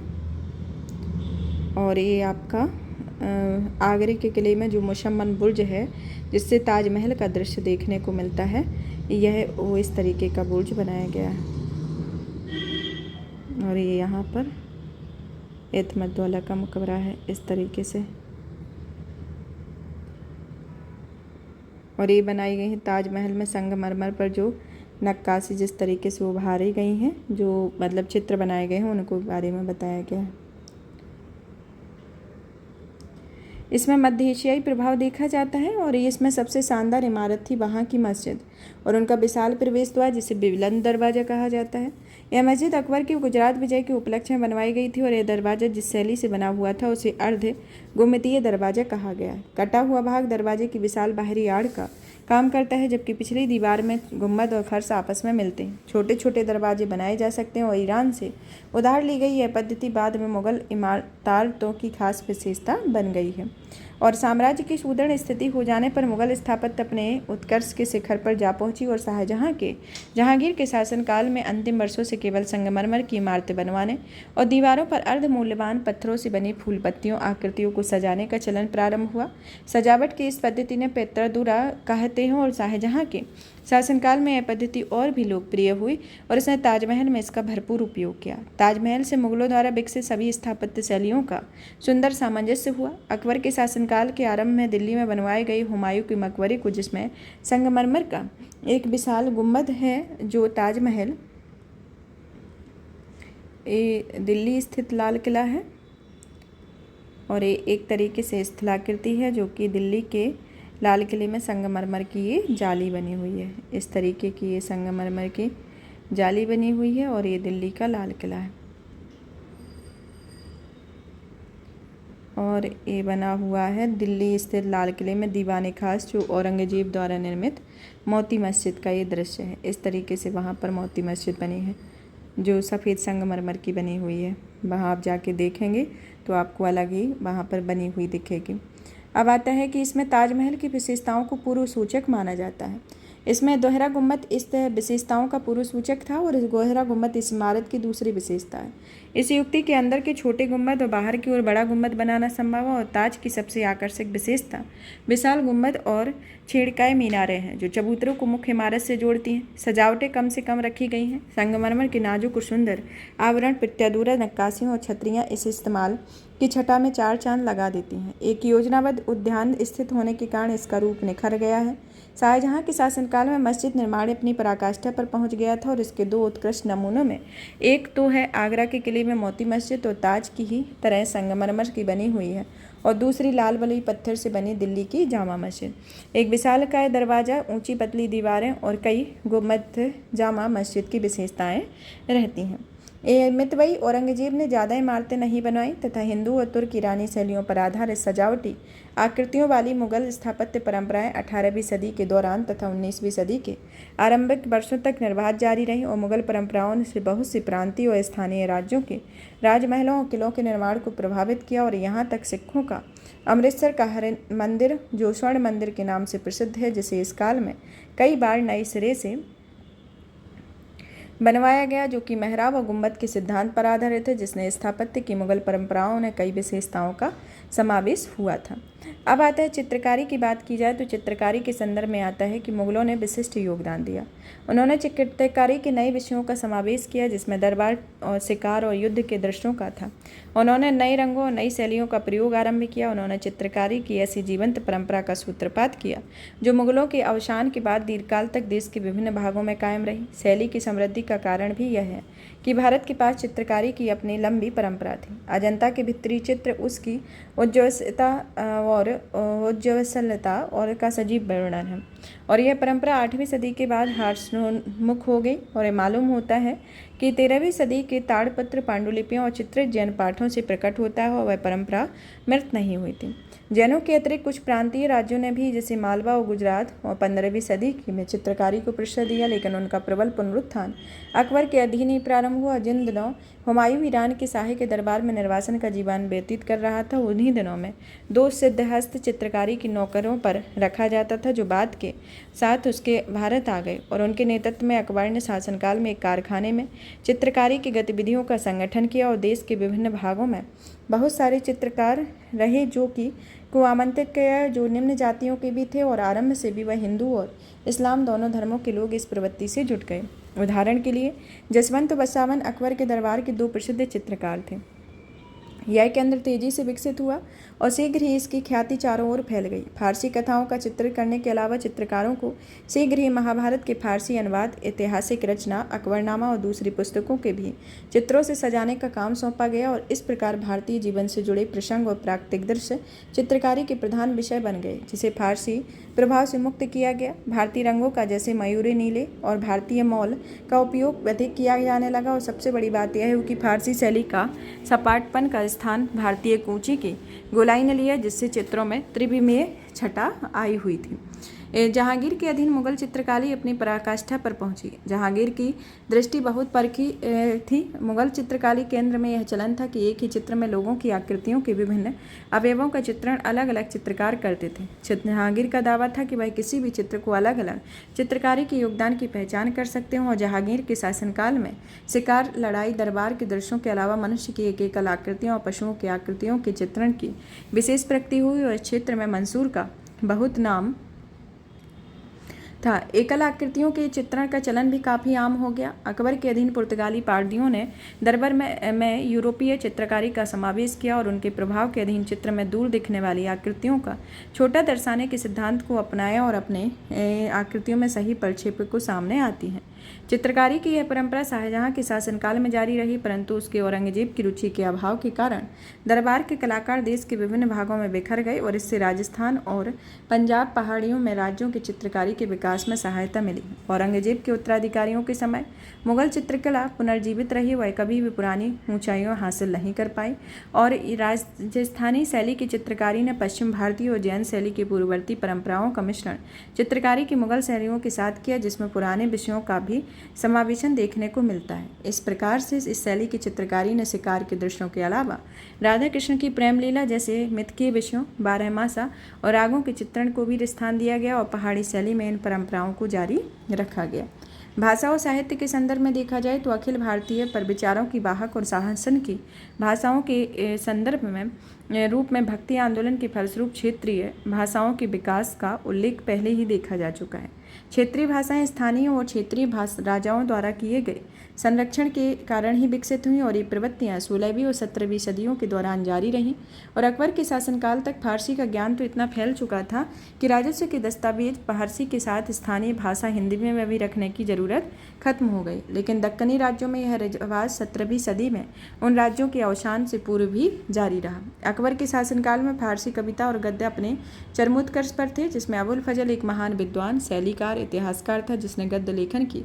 जिस शैली का प्रवर्तन किया उनका अनुकरणीय पीढ़ियों तक किया जाता और उसका भाई फैजी उस युग का प्रमुख कवि था और वह अकबर के अनुवाद विभाग में कार्य करता था और जिसमें महाभारत का अनुवाद उसी की देखरेख में किया गया। उत्बी और नजीरी दो अन्य प्रमुख फारसी कवि थे जिनका जन्म फारस में हुआ था और इस काल में भारत के देशांतरण करने वाले बहुत से कवियों और विद्वानों में थे, जिनके कारण मुगल दरबार इस्लामी दुनिया का सांस्कृतिक केंद्र बन गया और फारसी साहित्य के विकास में हिंदुओं ने भी योगदान दिया। साहित्यिक तथा ऐतिहासिक रचनाओं के अलावा इस काल में फारसी भाषा के कई कोशों का भी संकलन किया गया है। इस काल में संस्कृत में खास महत्वपूर्ण और मौलिक रचनाएं नहीं की गईं, तथापि इस काल में लिखी गई संस्कृत पुस्तकों की संख्या काफ़ी बड़ी है और पहले के ही तरह अधिकांश संस्कृत में रचनाएं स्थानीय शासकों के संरक्षण दक्षिणी और पूर्वी भारत में की गई और यद्यपि कुछ कृतियों का प्रणयन मुगल सम्राटों के अनुवाद विभाग के काम करने वाले ब्राह्मणों को भी किया गया। क्षेत्रीय भाषाओं के स्वरूप में स्थिरता और परिपक्वता आई और इस काल में कुछ अत्युत्कृष्ट गीति काव्यों की रचना भी की गई। राधा और कृष्ण की प्रेम लीलाएं, गोपियों के साथ उनका रास और उसकी बाल लीलाएं, भागवत की कथाएं इस काल की बांग्ला, उड़िया, हिंदी, राजस्थानी और गुजराती के मुख्य विषय रहे। राम भक्ति के बहुत से भजनों की रचना की गई। क्षेत्रीय भाषाओं में रामायण और महाभारत का अनुवाद किया गया और खासतौर पर उन क्षेत्रीय भाषाओं में जिनमें अनुवाद नहीं उपलब्ध नहीं है। फारसी की कुछ रचनाओं का अनुवाद और रूपांतरण किया गया जिसमें हिंदू और मुसलमानों दोनों का योगदान किया गया, जिसमें अलाउद्दीन ने बांग्ला में कविताएं लिखी और फारसी में अनुवाद किया। सूफी संत मलिक मोहम्मद जायसी ने हिंदी काव्य पद्मावत में परमात्मा के साथ आत्मा के संबंध के विषय में सूफी विचारों और माया के बारे में हिंदू विचारों का प्रतिपादन करने के लिए चित्तौड़ के अलाउद्दीन के आक्रमण का उपयोग एक रूपक के रूप में किया। हिंदी की ब्रज भाषा के रूप में मुगल सम्राटों और हिंदू राजाओं को परिचय दिया। अकबर के समय में हिंद कवियों को मुगल दरबार में स्थान दिया जाने लगा। अब्दुल रहीम खान खाना के जीवन एवं मानवीय संबंधों के विषय में फारसी विचारों के मेल मधुर शक्ति के रूप में उभरे और इस तरह से फारसी और हिंदी साहित्यिक परंपराएं एक दूसरे को प्रभावित करने लगीं। परंतु सबसे प्रभावशाली हिंदी कवि थी तुलसीदास था, क्योंकि इनका नायक नाम राम था और उनके हिंदी के अवधि रूप में इस्तेमाल किया गया है, जो पूर्वी उत्तर प्रदेश की जनभाषा के तौर पर प्रचलित था। व्यक्ति के जन्म नहीं बल्कि कर्म के आधारित जाति प्रथा का हिमायत करने वाले तुलसी मुख्य रूप से एक मानवतावादी कवि थे, जिनने पारिवारिक आदर्शों का समर्थन किया और राम की भक्ति को मोक्ष का मार्ग बताया और जो मार्ग के लिए खुला हुआ था। और इन्होंने दक्षिण भारत में मलयालम में एक नई पृथक स्वतंत्र भारत के रूप में अपना साहित्यिक जीवन आरंभ किया। एकनाथ तुकाराम ने मराठी की ओर उसकी शिखर पर पहुंचा दिया। एकनाथ जो थे वह मराठी प्रखर पक्षधर थे। उन्होंने कहा कि यदि संस्कृत की रचना ईश्वर ने की तो क्या प्राकृतिक को चोरों और बदमाशों ने जन्म दिया। इन झूठे अहंकारों को अलग ही रखिए। ईश्वर की किसी भी भाषा के साथ पक्षपात नहीं करता, उसके लिए प्राकृतिक और संस्कृत समान है। मेरी भाषा मराठी में उदात्त भावनाओं को अभिव्यक्त करने की क्षमता है, उसमें वह समृद्ध और दिव्य ज्ञान के फलों से लदी हुई है। एकनाथ ने इस वक्तव्य को एक प्रकार से उन सभी लेखकों और कवियों की भावनाएं मुखर को उठी हैं जिसमें स्थानीय भाषाओं में लिखते थे, और इससे इन भाषाओं में द्वारा प्राप्त आत्मविश्वास और उच्च स्थान का भी संकेत मिलता है। सिख गुरुओं की रचनाओं से पंजाबी के एक नया जीवन प्राप्त हुआ था। अब आता है संगीत के संदर्भ में कि संगीत सांस्कृतिक जीवन का एक और क्षेत्र था जिसमें हिंदू और मुसलमानों ने एक दूसरे को सहयोग किया। अकबर ग्वालियर के प्रसिद्ध गायक तानसेन का संरक्षक था। तानसेन को कई नए रागों का रचना का श्रेय दिया जाता था। जहांगीर और शाहजहां और कई मुगल सरदारों ने भी अकबर के उदाहरण अनुकरणीय किए। रूढ़िवादी औरंगजेब द्वारा संगीत के दफना दिए जाने वाली कई कथाएं प्रचलित हैं और हाल के अनुसंधानों से मालूम होता है कि औरंगजेब ने अपने दरबार में गायन को उठा दिया, लेकिन वादनों को नहीं। बादशाह खुद एक कुशल वीणा वादक था। औरंगजेब के हरम की रानियां और उनके उमरा संगीत के सभी रूपों को प्रश्रय देते थे और यही कारण है कि भारतीय शास्त्रीय संगीत पर फारसी का सबसे अधिक पुस्तकों की रचना औरंगजेब के शासनकाल में हुई और संगीत के क्षेत्र में कुछ अत्यंत महत्वपूर्ण घटनाएं 18वीं सदी में मोहम्मद शाह के शासनकाल में घटित हुई। अब आते हैं धार्मिक विचार, विश्वास और भावनात्मक एकता की समस्याओं के बारे में कि 16वीं और 17वीं सदियों में भक्ति आंदोलन जोरों से चलता रहा। नए आंदोलन में पंजाब का सिख आंदोलन और महाराष्ट्र का महाराष्ट्र धर्म आंदोलन था। सिख आंदोलन का मूल नानक शिक्षाओं से निहित था, लेकिन उसके विकास गुरु परंपरा में घनिष्ठ संबंध था। प्रथम 4 गुरुओं में ध्यान और विद्या की परंपरा को जारी रखा और 5वें गुरु अर्जुन दास ने सिखों के धर्म ग्रंथ आदि ग्रंथ या ग्रंथ साहिब का संकलन पूरा किया। ग्रंथ में आध्यात्मिक और आदि भौतिक दोनों प्रकार का नेतृत्व समाहित है और इस बात पर जोर देने के लिए उसने ऐश्वर्यपूर्ण जीवन की शैली अपनाई। उसने अमृतसर में भव्य वनों का निर्माण कराया और वह नफीस और बेशकीमती कपड़े पहनता था और मध्य एशिया में मंगाए गए उत्तम कोटि के घोड़े रखता था और अनुचर वृंद और उसके साथ चलता था तथा उसने सिखों से उनकी आय का 10वां हिस्सा चढ़ावे के उगाहने की सिलसिला शुरू किया। अकबर सिख गुरुओं से बहुत प्रभावित हुआ और उससे कहते हैं कि वह उसने अमृतसर भी जाता था, लेकिन जहांगीर द्वारा गुरु अर्जुन की गिरफ्तारी के साथ सिखों और मुगलों के बीच संघर्ष आरंभ हो गया। जहांगीर का आरोप था कि गुरु अर्जुन ने शहजादा खुसरो के विद्रोह में पैसे और प्रार्थना की मदद की थी। उसके उत्तराधिकारी हरगोविंद को भी कुछ समय के लिए कैद रखा, लेकिन जल्द ही उन्हें छोड़ दिया गया। उसने जहांगीर से मधुर संबंध स्थापित कर लिया और जहांगीर की मृत्यु कुछ ही समय पहले कश्मीर यात्रा में उसके साथ भी गया और लेकिन शिकार की एक घटना को लेकर शाहजहां में अनबन हो गई थी। अमृतसर के पास जब बादशाह शिकार कर रहा था तो उसका एक बाज जो बहुत प्रिय था उड़कर गुरु के शिविर में चला गया और गुरु ने जब बाज को छोड़ने से इनकार कर दिया तो उसके मुगलों के साथ कई झड़प हुई, लेकिन दरबार में कुछ शुभचिंतकों के हस्तक्षेप करने पर मामला दबा दिया गया था। कुछ समय पश्चात एक दूसरा टकराव हुआ जिसने गुरु ने ब्यास नदी के किनारे जालंधर के पास एक नया नगर बसाने का प्रयत्न किया, जिस पर मुगलों ने आपत्ति जताई। और एक तीसरा टकराव तब खड़ा हुआ जब मध्य एशिया में से गुरु के लिए गए 2 अत्यंत सुंदर और स्फूर्ति युक्त घोड़ों को शाही अधिकारियों ने अपने कब्जे में ले लिया। विधि चंद्र नाम के एक नंबरी डाकू ने इन घोड़ों को चुराकर गुरु को भेंट में दे दिया और अब तक गुरु को अनुयायियों की संख्या अच्छी खासी हो गई और मुगलों के साथ हुई झड़पों में गुरु ने काफ़ी बहादुरी से सबूत दिया और कुछ समय तक गुरु को एक पठान पायंदा खान का समर्थन मिला और बाद में गुरु हरगोविंद पंजाब की पहाड़ियों में चला गया जहां मुगलों में दखलंदाजी नहीं की और ये सब टकराव मामूली व्यक्ति के थे और इन टकरावों के बारे में कहा जा सकता है कि ये टकराव व्यक्तिगत और राजनीतिक थे, न कि धार्मिक। गुरुओं के वैभवपूर्ण जीवन और उनके अनुयायियों द्वारा उन्हें सच्चा बादशाह कहना शासकों के लिए कोई विशेष चिंता की बात नहीं थी, लेकिन कुछ सूफी संत भी वैभवपूर्ण जीवन बिताते थे। उनके अनुयायी उनकी आध्यात्मिक उत्कृष्टता पर बल देने पर इन्हीं तरह से खिताबों से पुकारे करते थे। इस तरीके से गुरुओं की स्थिति उस टाइम पर रही। गुजरात में जन्मे लेकिन एक तरीके से अपना जीवन मुख्य रूप से शायद राजस्थान में व्यतीत करने वाले एक और संत रहे थे दादू, जो कि निपक्ष या निष्पक्ष सांप्रदायिक पंथ की शिक्षा थी। उन्होंने अपने हिंदू और मुसलमान कहने से इनकार कर दिया। उन्होंने दोनों के इस्लामी इल्हामी या दिव्य ग्रंथों को भी महत्व नहीं दिया और ब्रह्म की अखंडता पर जोर दिया। यही उदारवादी प्रवृत्ति तुकाराम के जीवन और कृतित्व में देखी जाती है। तुकाराम महाराष्ट्र के पंढरपुर नामक स्थान में, जो कि उन दिनों महाराष्ट्र धर्म का केंद्र बन गया था, जहाँ विष्णु के विठोबा रूप में उपासना बहुत लोकप्रिय हो और भक्ति के अदम्य प्रतिपादक के रूप में उभरा। तुकाराम कहता है कि वह शूद्र जाति में पैदा हुआ, लेकिन वह हाथों से ईश्वर की पूजा अर्चना करता है। वह अपने हाथों से, और यह आशा नहीं की जा सकती है कि दोनों धर्मों में रूढ़िवादी तत्व इन विचारों आसानी से स्वीकार कर लेंगे और इस प्रकार शक्ति और प्रभाव की अपनी उन स्थितियों का वो त्याग कर देंगे जिनका उपभोग वे धर्म के नाम पर दीर्घकाल से करते आ रहे हैं। रूढ़िवादी हिंदुओं की भावनाओं को स्वर दिया और नवद्वीप बंगाल के नदिया जिले के रघुनंदन ने मध्यकाल में धर्मशास्त्रों का सबसे प्रभावशाली लेखक माने जाने वाले इस पंडित ने ब्राह्मणों के विशेषाधिकार की घोषणा करते हुए धर्मार्थों का अध्ययन करने और धर्म की शिक्षा देने का अधिकार सिर्फ ब्राह्मणों को रहा और उनके अनुसार कलयुग में ब्राह्मण और शूद्र यही 2 वर्ण रह गए जो क्षत्रिय तो अब कब के काल के गर्त में खो चुके थे और वैश्य क्षत्रिय अपने वर्णों के धर्म का पालन न करने के कारण अपनी जातियों की स्थिति गवा बैठे थे। महाराष्ट्र के रामानंद, जो कि बाद में शिवाजी द्वारा अपने आध्यात्मिक गुरु माने गए, विप्रवृत्ति दर्शन का प्रतिपादन किया, लेकिन ब्राह्मणों के विशेषाधिकार उसका भी उतना ही तीव्र आग्रह किया गया था। मुसलमानों में यद्यपि तौहीद की प्रवृत्ति जोरदार ढंग से जारी रही और उनका समर्थन कई प्रमुख सूफी संतों ने किया। उलेमाओं को छोटे से समूह में तौहीद और अकबर की नीतियों में विरोध किया और भर्त्सना की, और उस काल में मुसलमान रूढ़िवादियों और पुनरुत्थानवादियों में सबसे प्रमुख हस्ती का नाम था जो कि शेख अहमद सरहिंदी थे। अकबर के काल में भारत में दाखिल किए गए सूफियों में रूढ़िवादी नक्शबंदी सिलसिले के अनुयायी सरहिंदी और तौहीद या ईश्वर की एकता की अवधारणा का विरोध किया, जिसे इस्लाम के खिलाफ बताकर उसकी तीव्र आलोचना की गई थी। इस तरीके से यहाँ पर धार्मिक स्थिति देखने को मिली जिसमें भारतीय इतिहास में उदारवाद और रूढ़िवाद की एक दौर बारी बारी से आते रहे, और इसका कारण उन परिस्थिति को ढूंढना चाहिए जिनकी जड़ें भारतीय समाज की संरचना में गहराई से जमी गई, और यह विशेष अधिकारों और सत्ता की स्थिति पर कुंडली मारकर बैठे वर्ग और जनसाधारण की समतावादी और मानवतावादी आकांक्षाओं के लिए एक संघर्ष पहलू के तौर पर उभरा था।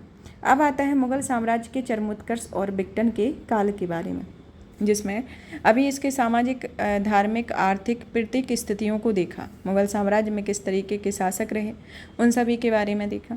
अब आता है कि मुगल साम्राज्य किस तरीके से चरमोत्कर्ष के काल पर था और किस तरीके से इसमें विघटन हुआ। ये उत्तराधिकार की समस्या, ये जो टॉपिक है ये ज़्यादातर मेंस का टॉपिक है, तो इसको स्किप करके पढ़ा जाएगा। कि उत्तराधिकार की समस्याओं के बारे में देख लेते हैं कि शाहजहां के शासन के अंतिम वर्ष उसके बेटों के बीच उत्तराधिकार के बीच संघर्ष से संकटापन्न रहे। तैमूरियों के बीच उत्तराधिकार की कोई स्पष्ट परंपरा नहीं थी। कुछ मुसलमान राजनीतिकों चिंतकों के राजा के अपना उत्तराधिकार चुनने के अधिकार की स्वीकृति देते थे, लेकिन सल्तनत काल में भारत में वह अधिकार प्रतिष्ठित नहीं हो पाए थे, और उत्तराधिकार के मामले में हिंदू परंपराएं भी बहुत स्पष्ट नहीं थीं। और अकबर के समकालीन तुलसीदास के अनुसार राजा को अपने किसी भी पुत्र को राजतिलक के लिए चुनने का अधिकार है, लेकिन राजपूतों के बीच ऐसे बहुत से प्रसंग उठे जब इस तरह की नामजदगी दूसरे भाइयों ने मंजूर नहीं की थी। उदाहरण के लिए सांगा को गद्दी पर उतने उत्तराधिकार प्रतिष्ठित करने के लिए अपने भाइयों के लिए कठिन संघर्ष करना पड़ा था। और 1657 ईस्वी में अंतिम महीने में शाहजहां दिल्ली में बीमार हो गया और उसके बचाने के लिए आशा नहीं रह गई थी, जिसमें वह ठीक हो गया और अपने प्रिय पुत्र दारा की शुश्रूषा ने धीरे धीरे उसकी शक्ति आ गई थी। तो इस तरीके से ये उत्तराधिकार की जो समस्याएं रहीं वो रहीं।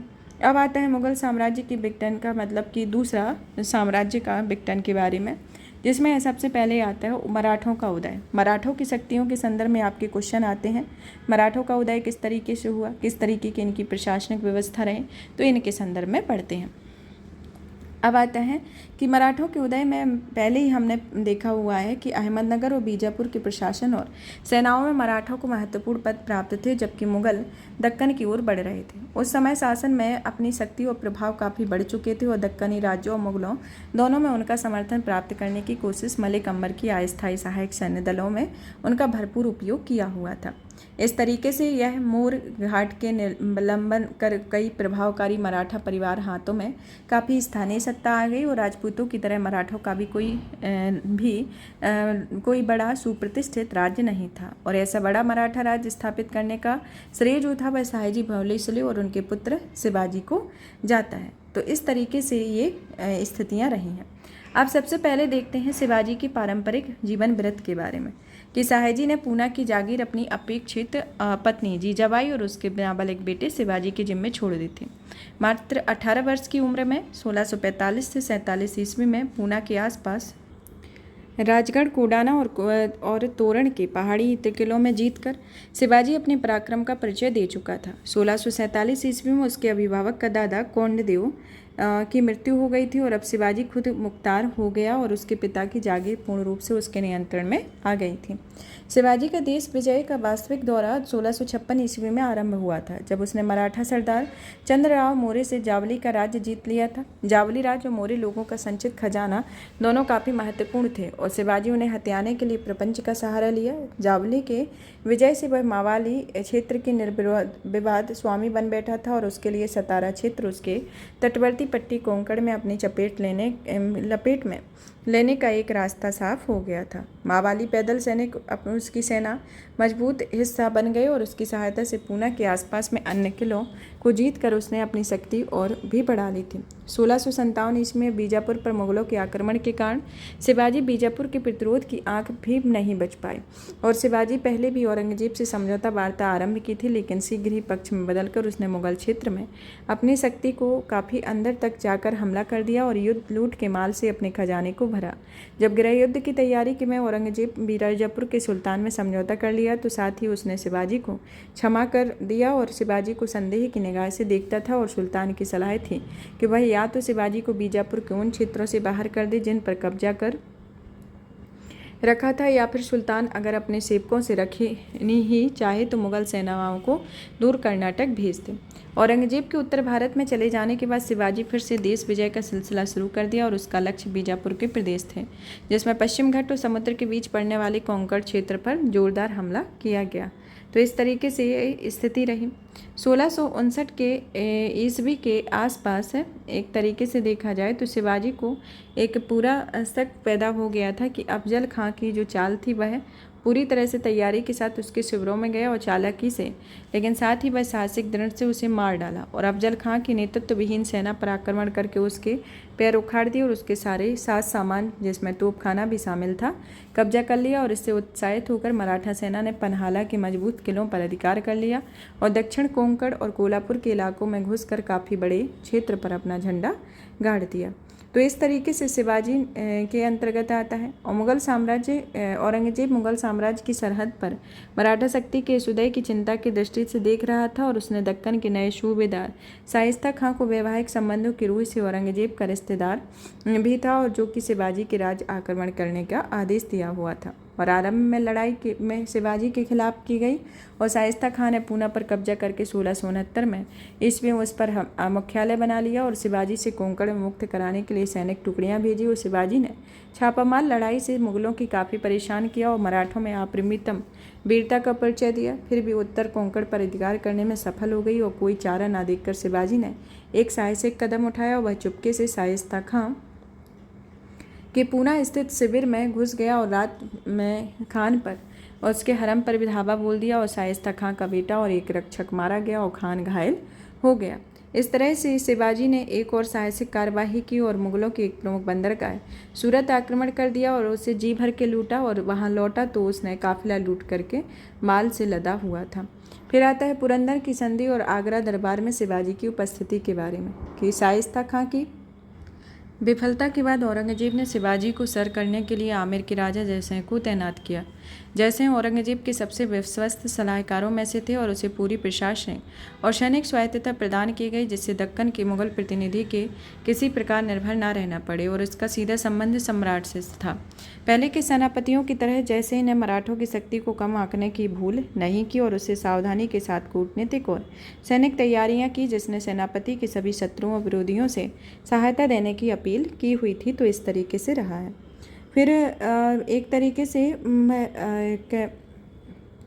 पूना पहुंचकर जयसिंह ने शिवाजी के प्रदेशों को मर्मस्थल पुरंदर पर आक्रमण करने का फैसला किया और शिवाजी ने अपना परिवार और खजाना यहीं रख छोड़ा था और जयसिंह ने खूब नज़दीक से पुरंदर का घेरा किया और 1665 में उसे मुक्त कराने के लिए मराठों के सारे प्रयत्नों को विफल कर दिया गया और शिवाजी को लगा कि अब किला हाथ से निकलने वाला है तो उसे किसी हल्के में किसी भी प्रकार की सहायता से आशा नहीं की गई और जयसिंह से समझौता वार्ता आरंभ कर दी।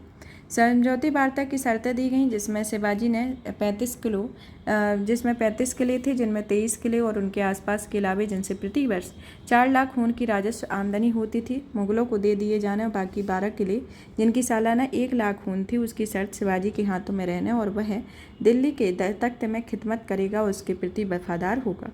बीजापुर राज्य के 4 लाख खून की आमदनी जो इलाके में शिवाजी के हाथों में पहले से ही थे वक्स कर दिए गए। तो इस तरीके से इस समझौते के अंतर्गत ये प्रमुख शर्तें रहीं जिसमें शिवाजी ने अनुरोध किया कि सम्राट की व्यक्तिगत सेवा से बरी रखा जाए इसलिए उसके बजाय नाबालिग बेटे संभाजी को 5000 का मनसब प्रदान किया गया और जयसिंह ने बड़ी चतुराई से शिवाजी और बीजापुरी शासक से बीच शत्रुता का एक सबब पैदा किया और जयसिंह की योजना सफलता इस बात पर निर्भर थी कि शिवाजी ने जितना आमदनी इसके इलाके मुगलों को सुपुर्द किया हो उतने ही आमदनी के इलाके बीजापुर से छीनने पर मुगल इसकी सहायता करें। तो इस तरीके से स्थिति रही। फिर धीरे धीरे बादशाह का जन्मदिवस मनाया जा रहा था। शिवाजी से बात करने की फुर्सत नहीं निकाल पा रहा था और शिवाजी क्रोध में वहां से उठ गया और साम्राज्य की सेवा में प्रवेश करने से इनकार कर दिया। ऐसी घटना पहले भी मुगल दरबार में नहीं हुई और दरबारियों का एक गुट जो था वह कहता था कि शाही प्रतिष्ठा की रक्षा करने के लिए शिवाजी को कड़ी सजा दी जाए। चूँकि शिवाजी जैसे के आश्वासन देने पर आगरा दरबार में आए हुए थे और उन्होंने औरंगजेब की सलाह के लिए उन्हें पत्र लिखा हुआ था और उत्तर में जयसेन ने शिवाजी के साथ नरमी का व्यवहार करने को लिखा, लेकिन जब तक कोई फैसला किया जाता शिवाजी नरजबंद से निकल भागा और वहाँ कैसे भागा यह बात सर्वविदित है, जिसे दोहराने की जरूरत नहीं है। अब आता है कि शिवाजी मुगल संबंधों में आखिर दरार और शिवाजी की प्रशासन और उपलब्धियों के बारे में कि बीजापुर के विरोधी अभियान की विफलता के साथ पुरंदर की संधि जो थी वह अर्थविहीन हो गई। उसकी संकीर्ण शाब्दिक व्याख्या पर आग्रह रखकर औरंगजेब ने शिवाजी को देश विजय का सिलसिला फिर से आरंभ करने के लगभग मजबूर कर दिया और शिवाजी 4 लाख खून की सालाना आमदनी वाले 23 किले मुगलों के हाथों खो बैठा था और इस क्षति को किसी भी प्रकार से भरपाई नहीं की जा सकती थी। और इसके अंतर्गत उन्होंने 1670 में उससे दोबारा सूरत को दोबारा लूटा और अगले 4 वर्षों के दौरान पुरंदर सहित कई अन्य किलों पर मुगलों से जीत लिए और मुगलों के प्रदेशों में खास तौर से खानदेश और बरार को अंदर तक हमले किए गए। तो इस तरीके से शिवाजी के ये शासन पद्धति रही। 1674 में शिवाजी ने राजगढ़ में विधिवत राजमुकुट धारण किया और पूना के मामूली राज जागीरदार की हैसियत से शिवाजी बहुत आगे बढ़ चुके थे और उन्होंने मराठा सरदारों में सबसे अधिक शक्तिशाली था। राज्य के विस्तार और सेना की विशालता की दृष्टिकोण जो कि जीर्ण शीर्ण दक्कनी सुल्तानों के बराबरी दर्जे का लागू थे। राज तिलक का जो संस्कार था उसमें संपादित कराने के लिए पुरोहित गंगा भट्ट ने विधिवत यह घोषणा भी की कि शिवाजी उच्च वर्गीय क्षत्रिय और आखिर यह बात शिवाजी चूंकि अब स्वतंत्र शासक था इसलिए दक्कनी सुल्तानों के साथ बागी सरदार की तरह ही नहीं बल्कि उनके समकक्ष राजा के संधि संबंध स्थापित कर सकता था और मराठा राष्ट्रीयता की भावना की दिशा में एक महत्वपूर्ण कदम थे। 1676 में शिवाजी ने एक और साहस भरा कदम उठाया कि गोलकुंडा के कुतुबशाही के दरबार में मदन्ना और खन्ना नामक 2 भाइयां बहुत चलती थी। उनकी सक्रिय सहायता और समर्थन से शिवाजी ने बीजापुरी कर्नाटक पर आक्रमण करने की योजना बनाई। कुतुबशाही ने अपनी राजधानी हैदराबाद में शिवाजी का भव्य स्वागत किया और दोनों के बीच एक औपचारिक समझौता हुआ गया जिसमें तय हुआ कि कुतुबशाही शिवाजी को आर्थिक सहायता के तौर पर सालाना 1 लाख रुपए देगा और मराठा दरबार में अपना दूत रखेगा। कर्नाटक में जो प्रदेश जीते गए लूट का जो माल हासिल हुआ उसमें दोनों को आपस में बराबर बराबर बांट लेंगे। कुतुबशाही ने शिवाजी की सहायता के लिए एक सैनिक टुकड़ी तोपखाना प्रस्तुत किया और साथ ही उसकी खजाना के खर्च के लिए एक धनराशि भी दी हुई थी। शिवाजी ने हिंदू और धर्मोद्धारक का जो विरुद्ध धारण किया और उसने उस क्षेत्र की हिंद आबादी को जी भर के लूटा। इस तरीके से रहा। कर्नाटक के आक्रमण पर शिवाजी को आखिर बड़ी सैनिक कार्यवाही करनी पड़ी और जिंजी में कायम किया गया एक अड्डा उसके पुत्र राजाराम में उसी समय सुरक्षित शरण स्थल साबित हुआ और कर्नाटक अभियान के लौटने के कुछ दिन बाद ही 1680 में शिवाजी की मृत्यु हो गई। उसके बीच एक ठोस शासन प्रणाली की नींव डाल दी गई। इसके अंतर्गत आया इन समय सबसे महत्वपूर्ण मंत्री वित्त व्यवस्था और सामान्य प्रशासन संभालने वाले पेशवा और सेना के जिम्मेदार सर ए नौबत सेनापति थे जिन्हें सेनापति कहते थे और पेशवा की ही तरह सेनापति का काफ़ी सम्मानजनक था और उसकी प्रमुख मराठा सरदारों से ही दे दिया गया। मजूमदार राज्य का लेखपाल होता था और उसे बाकनवीस की गुप्तचारी और डाक विभाग और राज्य की गृहस्थी की देखरेख की जिम्मेदारी थी। रुकनवीस या चिटनिस खारतों खिताबत की राजा की मदद करता था और दबीर दरबार के कायदे कानून की देखरेख करता था और बाहरी शक्तियों के संबंधों के मामले में राजा की सहायता करता था और न्यायाधीश और पंडित राव क्रमशः न्याय व्यवस्था और परमार्थिक दानों के लिए जिम्मेदार हुआ करते थे। इन पदाधिकारियों की नियुक्ति से भी अधिक महत्वपूर्ण था शिवाजी का सैन्य व्यवस्था और राजस्व व्यवस्था, जिसमें सेना ने कड़ा अनुशासन बरता और किसी स्त्री या नर्तकी को सेना के साथ ले जाने की इजाज़त इसमें नहीं थी और लड़ाई के हर सिपाही द्वारा लूटे गए माल का पूरा हिसाब रखा जाता था और स्थायी सेना पागा में 30 से 40 हज़ार घुड़सवार शामिल थे। और इसमें राजस्व व्यवस्था के मामले में शिवाजी ने मलिक अंबर की तद्विषयक व्यवस्था का अनुकरण किया जो 1679 में अन्ना जी दत्तो के नए सिरे से राजस्व निर्धारित करने का काम किया और ऐसा सोचा भी नहीं था कि शिवाजी ने देशमुखी और जमींदारी प्रथा समाप्त कर दी है। तो इसके अंतर्गत था। फिर आता है कि शिवाजी ने न केवल एक सुयोग्य सेनापति कुशल युद्ध नीतिक चतुर कूटनीतिक साबित हुए बल्कि उन्होंने देशमुखों की शक्ति पर भी अंकुश लगा दिया। और एक शक्तिशाली राज्य का शिलान्यास भी किया। और उनकी सेना में नीतियों को अंजाम देने का एक प्रभावकारी उपकरण भी है, क्योंकि तब एक स्थान से दूसरे स्थान पर तेजी से पहुंचना सबसे ज़्यादा अहमियत रखता था और सेना अपने वेतन के लिए बहुत हद तक पड़ोसी इलाकों में लूट कर निर्भर थी। लेकिन इसे शिवाजी द्वारा स्थापित युद्ध आधारित राज्य नहीं कहा जा सकता है और इसमें कोई संदेह नहीं है कि उसका स्वरूप क्षेत्रीय था, लेकिन इसमें कोई शक भी नहीं है कि उसका अपना एक निश्चित जनाधार रहा था। तो इस तरीके की स्थिति रही। एक तरीके से अब देखा जाए तो औरंगजेब और दक्कनी राज्य, जो कि 1658 से 88 ईस्वी तक रहा। दक्कनी राज्यों के साथ औरंगजेब के संबंधों में 3 चरणों का निर्देश दिया। प्रथम चरण जो कि 1668 ईस्वी तक रहा और इस दौरान मुख्य रूप से इस बात की कोशिश की गई कि बीजापुर से वे इस इलाके में हासिल कर लिए जाएं, जो कि अहमदनगर के थे। लेकिन 1636 ईस्वी में इस संधि के अनुसार बीजापुर के अधिकार में चले गए और 1684 में दूसरे चरण में मराठों के दक्कन में मुगल साम्राज्य के सबसे बड़ा खतरा माना जाता है, जिसमें शिवाजी व बाद के बेटे संभाजी के खिलाफ बीजापुर और गोलकुंडा में मुगलों के साथ देने जाने वाले दबाव डालने पर प्रयत्न किया गया।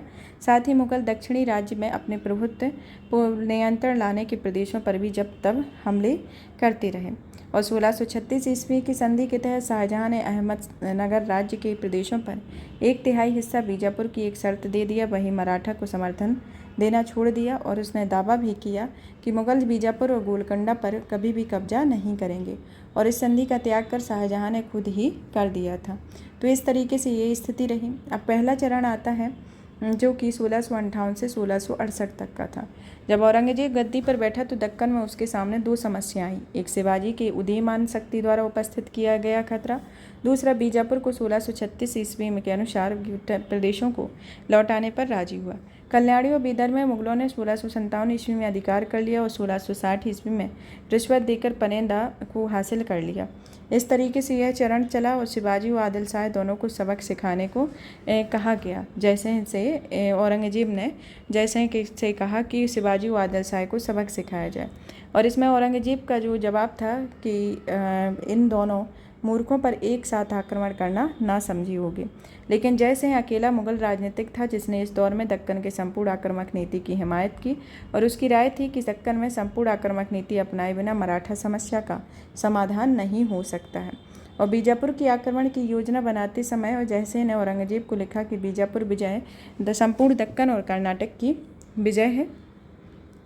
लेकिन औरंगजेब की साहसिक नीति और अपनाने में झिझक गया और इन्हीं कारणों से केवल अनुमान ही लगा सकता है कि ईरान की साय और उत्तर पश्चिम में खतरनाक रुख अपना लिया था। तो इसके अंतर्गत आता है जयसिंह के पास जितना सीमित साधन थे उसको देखते हुए बीजापुर के खिलाफ अभियान की कामयाबी निश्चित की और इसमें लड़ाई में मुगलों के खिलाफ दक्कनी राज्यों का संयुक्त मोर्चा एक बार फिर कामयाब हो गया और इसमें कुतुब शाह ने बीजापुर की सहायता के लिए एक विशाल सेना भेजी और दक्कनियों में छापामार लड़ाई का तरीका अपनाया और उन्होंने जयसिंह को बीजापुर की ओर बढ़ने दिया और लेकिन वे जिन इलाकों से भी पीछे हटते थे उसमें बिल्कुल वीरान कर देते थे।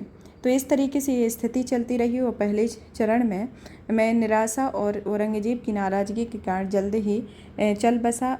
जयसिंह जल्द ही चल बसा और अगले साल 1667 में मुगलों की रिश्वत के बल पर सोलापुर से आत्मसमर्पण करवा लिया।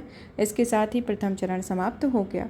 दूसरा चरण आता है 1668 से 84 के बीच का, जो कि 1668 से 1676 ईस्वी में मुगलों ने दक्कन पर स्थित नज़र रखते हुए प्रतीक्षा करने के अलावा लगभग कुछ तय नहीं किया।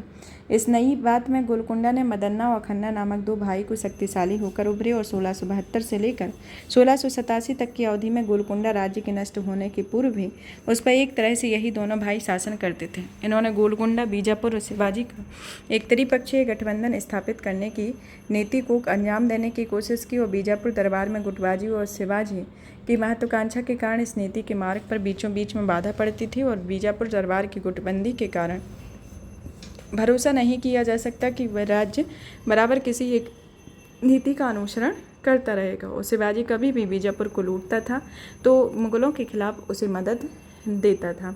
तो इस तरीके से ये सेकंड चरण आता है जिसमें तमाम कूटनीतिक प्रयत्नों और सैनिक प्रयासों का कुल मिलाकर परिणाम यह निकला कि उनके खिलाफ तीनों दक्कनी राज्य एक हो गए और दक्कन में मुगलों के प्रतिनिधि दिलेर खां ने 1679 से 80 ईस्वी में बीजापुर पर अधिकार करने की एक आखिरी कोशिश जो थी वह नाकाम रही। और इसका कारण यह था कि दक्कन में किसी भी मुगल प्रतिनिधि के पास इतने साधन नहीं थे कि वह दक्कनी राज्यों की संयुक्त शक्ति का मुकाबला कर सके। और इस बीच एक परिस्थिति को नया तत्व भी जुड़ गया जिसमें तात्पर्य कर्नाटक की पैदल सैनिकों से है। और बीजापुर की मदद के लिए वीर सरदार प्रेम नायक ने 30 हजारी कर्नाटकी सैनिक भेज दिए जिन्होंने बीजापुर में मुगल सेना के घेरे को नाकाम करने में महत्वपूर्ण भूमिका निभाई। और बीजापुर की सहायता के लिए शिवाजी में एक बड़ी फौज भी भेजी जो उधर मुगल प्रदेशों में भी वह चारों ओर लूटपाट मचाता रहा। और इस तरह दिलेर खां कुछ भी हासिल न कर पाया और उसने सेना में बीजापुर के खिलाफ केंद्रित मुगल प्रदेशों के मराठों की लूटपाट के लिए एक आरक्षित छोड़ दिया। और इन परिस्थितियों के अंतर्गत औरंगजेब ने उसे दक्कन वापस बुला लिया। अब आता है तीसरा चरण जो 1684 से 87 के बीच का था। जो 1676 से 80 में मुगलों को दक्कन में कोई सफलता प्राप्त नहीं हुई तो 1681 ईस्वी में अपने विद्रोही पुत्र शहजादे अकबर को पीछा करते हुए उसने औरंगजेब दक्कन पहुंचा। आरंभ में उसने अपनी सेना की शिवाजी के बेटे और उत्तराधिकार संभाजी के खिलाफ लगा दी और स्वयं बीजापुर गोलकुंडा के मराठों से विमुख करने के लिए प्रयत्नों से जुट गया। लेकिन उसके प्रयत्नों का परिणाम वही हुआ जिस तरीके से पहले प्रयत्न किए गए थे। और मुगलों के खिलाफ दक्कन की एकमात्र ढाल मराठे थे और दक्कनी राज्य उसे खोने को तैयार नहीं थे। औरंगजेब ने अपने अंतिम निपटारे का फैसला किया और मातहत शासक के तौर पर उसने आदिल शाह से शाही सेना के रसद पानी की व्यवस्था कराने की मुगल सेना को अपने राज्य में होकर निर्बाध गुजरने की देने की व्यवस्था की गई थी। इसमें मुगलों के विरोध करने के लिए प्रमुख बीजापुरी सरदार शारजा खां को निष्कासित कर दिया गया और अब खुला संघर्ष इसके अंतर्गत अनिवार्य हो गया। और आदिल शाह ने गोलकुंडा और संभाजी दोनों से सहायता मांगी और बहुत ही तरह से सुलभ करा दी गई। परंतु दक्कनी राज्यों की संयुक्त सेनाएं भी मुगल सेना में संपूर्ण शक्ति का सामना नहीं कर पाई थी।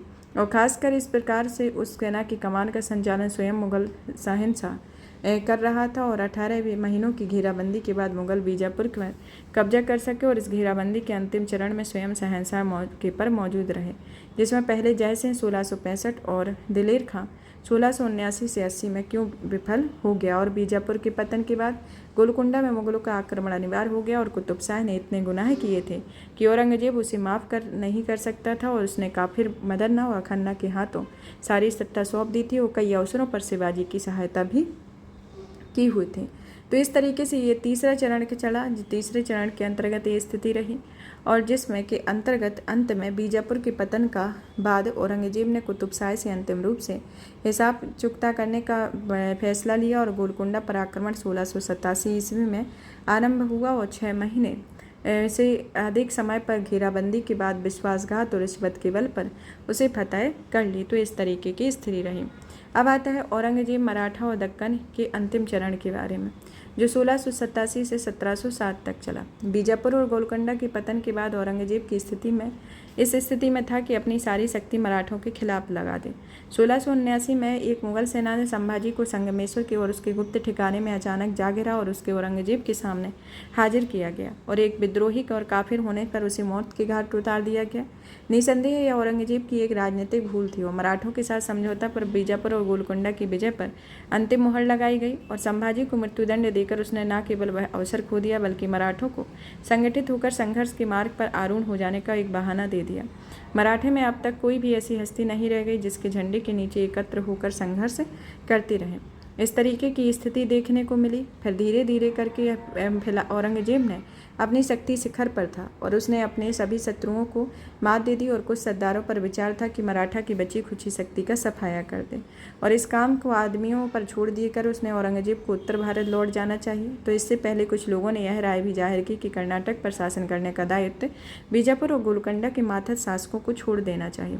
इस तरीके से इस राय को युवराज शाह आलम का समर्थन प्राप्त था जिसमें औरंगजेब ने इस तरह से तमाम सुझावों को ठुकरा दिया और दक्कनी शासकों से बाबरता की चलाने की हिमाकत के लिए शाह आलम के कैद से डाल दिया और इस विश्वास हो चला था कि 1690 ईस्वी के बाद मराठों में कोई जान नहीं रह गई और उसे अपनी सारी शक्ति कर्नाटक के समृद्ध विस्तृत क्षेत्र को अपने साम्राज्य में अंग बनाने के लिए केंद्रित करना है। तो इस तरीके से ये स्थिति रही और धीरे धीरे देखा जाए तो औरंगजेब ने हिम्मत नहीं हारी, लेकिन वह सभी खोए हुए मराठा किलों पर फिर से कब्जा करने के प्रयत्न में लग गया।